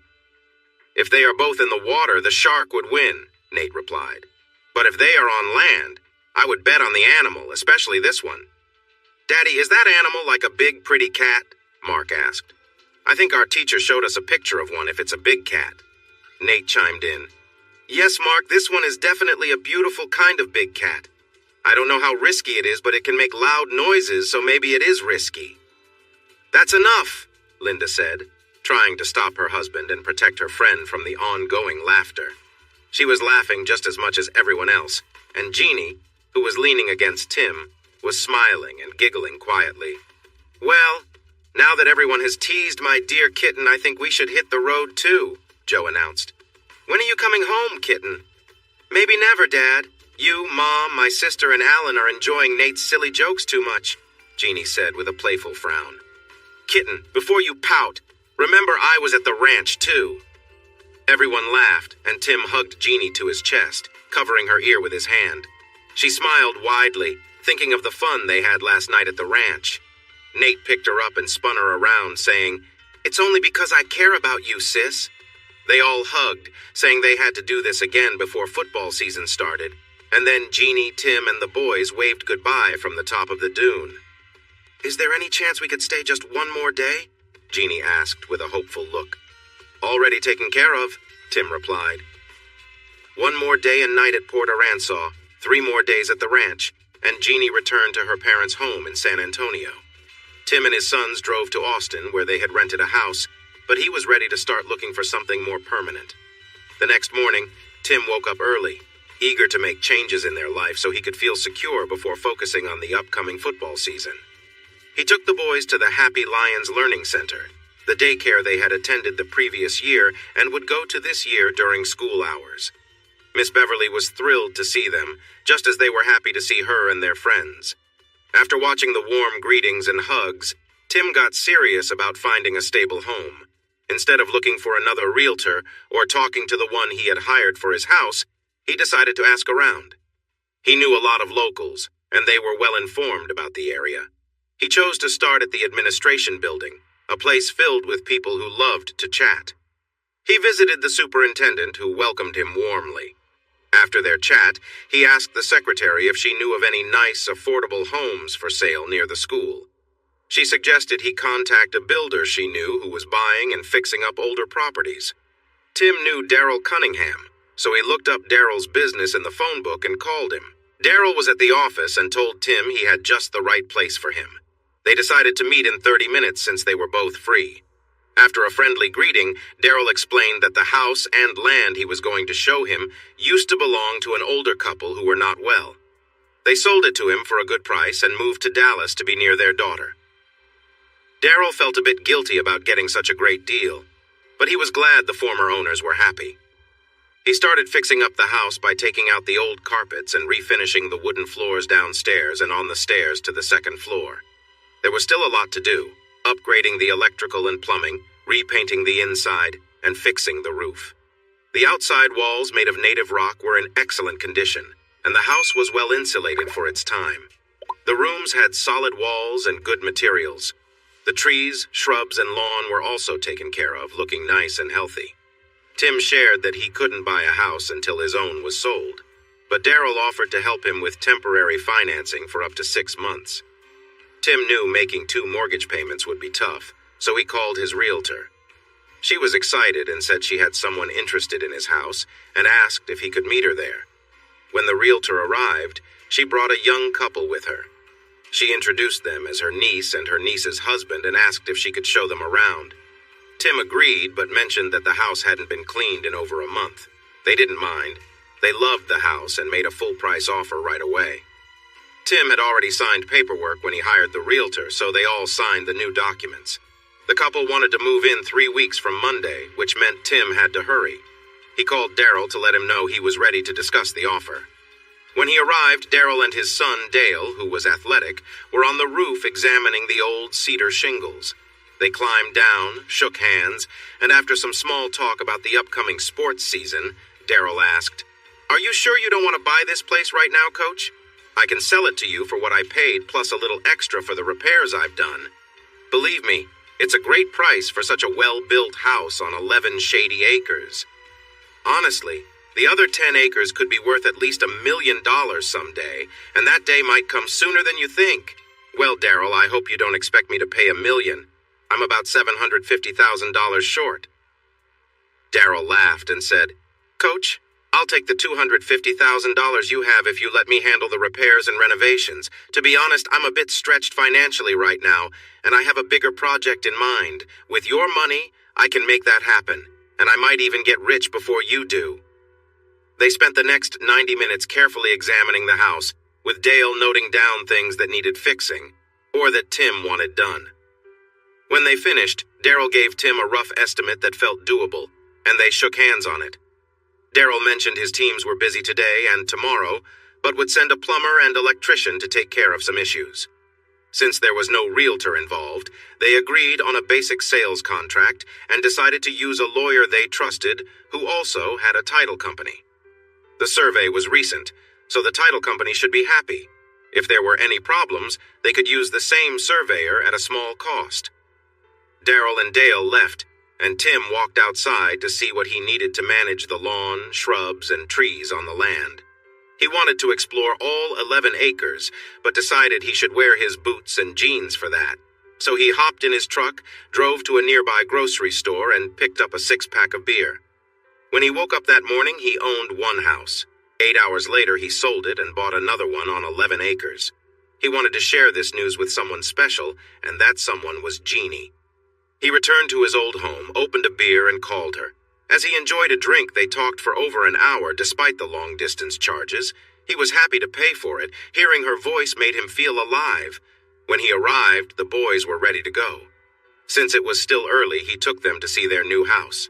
The thought of a new home got them really excited, and they chattered away, mostly at the same time, all the way there. They loved the big yard and all the trees, but Mark asked why things were messy in the house and why they didn't have any furniture.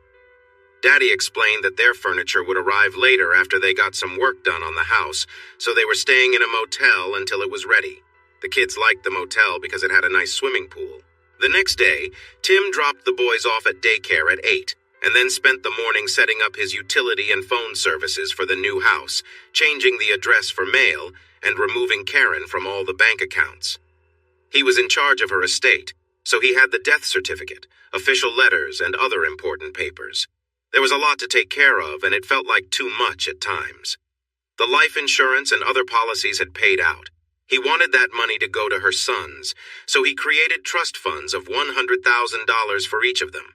He also set aside $10,000 in savings accounts for each boy and gave the remaining $80,000 to Danny, a friend in Round Rock who was good with investments. Danny made smart choices that turned out well later. He bought $1,000 each of stocks from companies like Apple and Microsoft, and another $1,000 in shares from Walmart. He also invested in some well-known companies and used the rest of the money to buy real estate near Lake Travis. Tim appreciated Danny's reasoning for each investment so much that he decided to give him $15,000 from his land and cattle savings, telling him to use it wisely. Normally, he would buy more cattle, but 25 years later, This decision helped him earn much more in his teacher retirement. While he was discussing things with the plumbers and electricians, Jeannie arrived in a new 1980 Jeep Grand Wagoneer that her father gave her.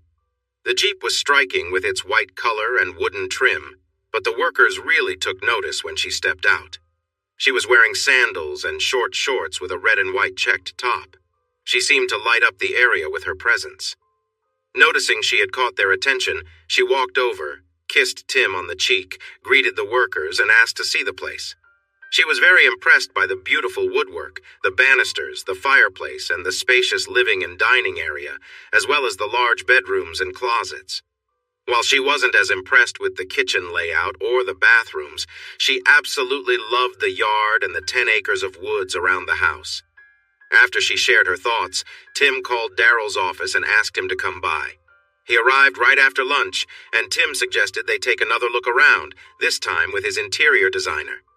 Daryl smiled and said, "Let's go, Miss Jeannie." With wide eyes, she took Tim aside and said, "I didn't mean to start all this extra work, Tim. You asked for my thoughts, and I gave them, but if you like everything as it is, you should keep it that way. This isn't my home." Tim smiled, gently took her arm, and brought her back to Daryl. But before they left, she thought she heard him quietly say, "Not yet." Her heart raced. Jeannie felt that the changes she wanted were made easier by Tim's choice to put on a metal roof instead of replacing the cedar shakes. Daryl had a roofing team available and some extra materials that matched the stone walls of the house. They made a deal that benefited them both.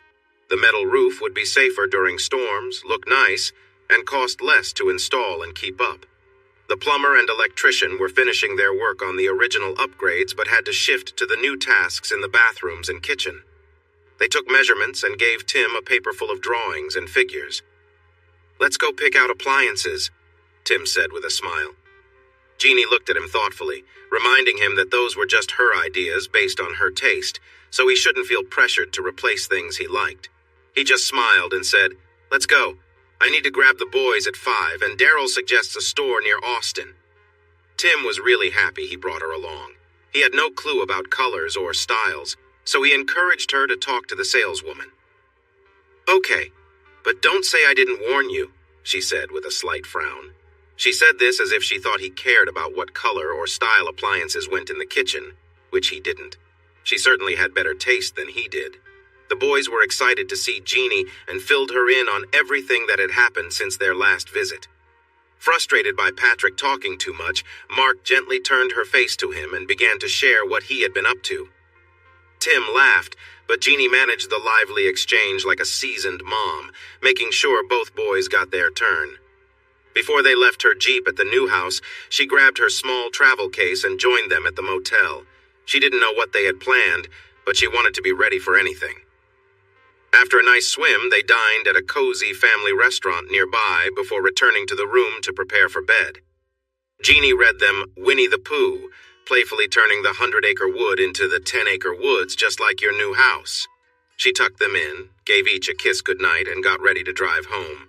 Tim wouldn't let her go that late, so she called her mom and stayed over, with Mark in her bed and Patrick in the other. She did receive a sweet goodnight kiss from Tim, which made falling asleep in the same room a little harder. They dropped the boys off at daycare at 9 after breakfast, and some playtime at McDonald's, then went shopping for bathroom fixtures. Jeannie suggested custom tile showers and granite countertops, so they chose toilets, sinks, bathtubs, and faucets for the bathrooms. Tim decided to stop by the nearest Sears. He had a push mower, a weed eater, and other lawn tools, but to keep the big yard and the roadside tidy, he needed a riding mower. He bought a Craftsman 42 inches model and got ramps to put it in the back of his pickup truck. Jeannie didn't get to choose, but it didn't bother her any more than he cared about the kitchen appliances. Over the 2 days, she moved from the passenger seat to sitting next to him in the middle. When he could, he placed his hand on her leg. She felt cozy and was as happy as she could be given the situation. It was too soon to be open about their relationship because they didn't want to create any gossip, but in her mind, they were a couple thinking about their future. Time flew by. She moved into her new apartment with help from Tim and his sons. Coaching school started, and the boys went to stay with Karen's parents for 5 days. The staff was set with people Tim knew and trusted.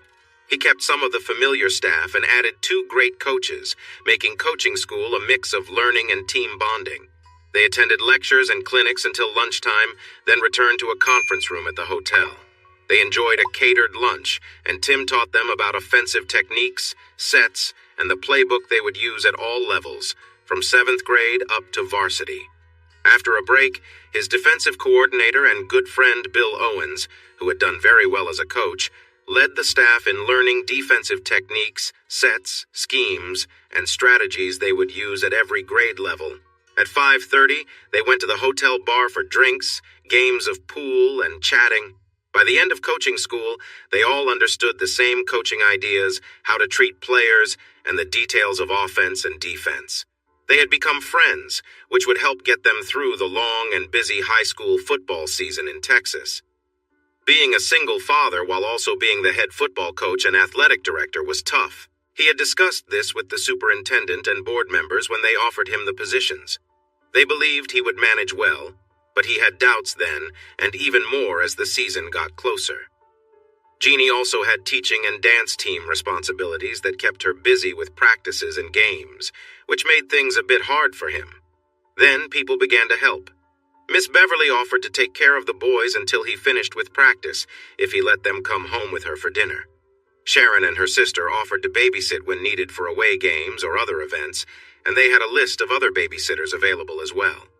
Sharon still looked at him with a desire for what they once had, but she understood that he had a new partner now, and her college life was getting more exciting. The grandparents and siblings showed more interest in joining the boys for home games, staying until their dad finished on Saturday afternoon, which eased a lot of pressure. Jeannie did everything she could to be there for the boys and keep them happy. She often picked them up and took them home. She cooked for them and helped them get ready for bed if their dad wasn't there. They grew closer to her. It wasn't perfect, but they made it work. The football season turned out to be the best in 20 years. They only lost 1 game, a close match decided by a last-minute field goal to the district champions.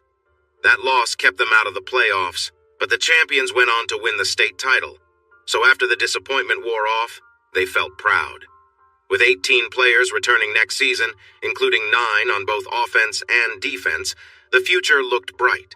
The junior varsity, sophomore, and freshman teams also performed well, each only losing 2 games, and the junior high teams were undefeated, showing promise for the years ahead.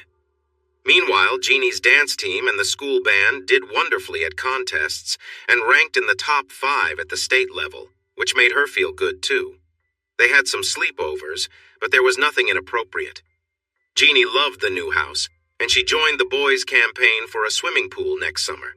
She playfully told Tim that she had some nice swimsuits he hadn't seen yet, but would if they had a pool surrounded by trees. They tried to keep things discreet, but their connection was clear to everyone. The time they spent together at Tim's house, the exchanged glances at school, and her bond with the boys showed that they were more than just friends. The sweetest moment was when Mark called her Mommy when he got tired at games and rested his head on her shoulder, earning oohs and ahs from nearby fans. It filled Jeannie with such joy that sometimes she felt emotional. No one openly mentioned it, but they were accepted as a couple. Many believed their bond grew from the loss of their spouses, while others knew about the difficult moments they each faced, and they were happy to see them support one another through those hard times. Whenever party invitations were sent out, they received them together and showed up as a pair. Tim tried to keep his true feelings hidden, but when he asked for her hand in marriage in front of her parents on Christmas Eve, no one was surprised, including Jeannie and the boys. He called home to share the news, and Nate commented, "Oh, you're just getting around to that? We thought that was settled months ago." "Oh yes, it's football season." "Well, brother, we have some news for you. You're going to be an uncle." Jan took the phone and added, "And it's true for both of us. Gary and I are having a girl, and so are Nate and Linda. Our trip to Port Aransas worked, so keep next March open." They had a lovely wedding in early June at the shed on the ranch. Many friends came, both from their hometown and from their school 200 miles away. The priest, Father Jose, led a traditional ceremony filled with beautiful words about love and commitment, promising to honor one another through everything. They recited their vows proudly, and their first kiss as a married couple was sweet, filled with joy, even with everyone watching. For their honeymoon, they went to a quiet spot in the Caribbean and came back with sun-kissed skin. 9 months later, they welcomed a baby girl named Jana Marie, and their young boys adored her from the very start. They became her fierce protectors throughout their lives, even as another boy and girl joined their happy family in the years that followed. Tim wanted soundproof walls throughout the house, but he managed to get it for their master bedroom. His wife learned to use pillows to keep things quiet when their kids were home. When they were away, the trees around the house helped muffle noises, but their nearest neighbors always knew when they were alone, and they sometimes used that to entertain themselves. Jeannie got the kitchen and bathrooms she wanted, the boys, and their mom, enjoyed a swimming pool, and Tim installed a high-tech security system that everyone agreed was a smart choice. But that's a whole different story. Thanks for watching this video. Don't forget to subscribe to Infidelity Plus to stay updated with more captivating tales of infidelity and payback. Turn on notifications so you're the first to see our latest content.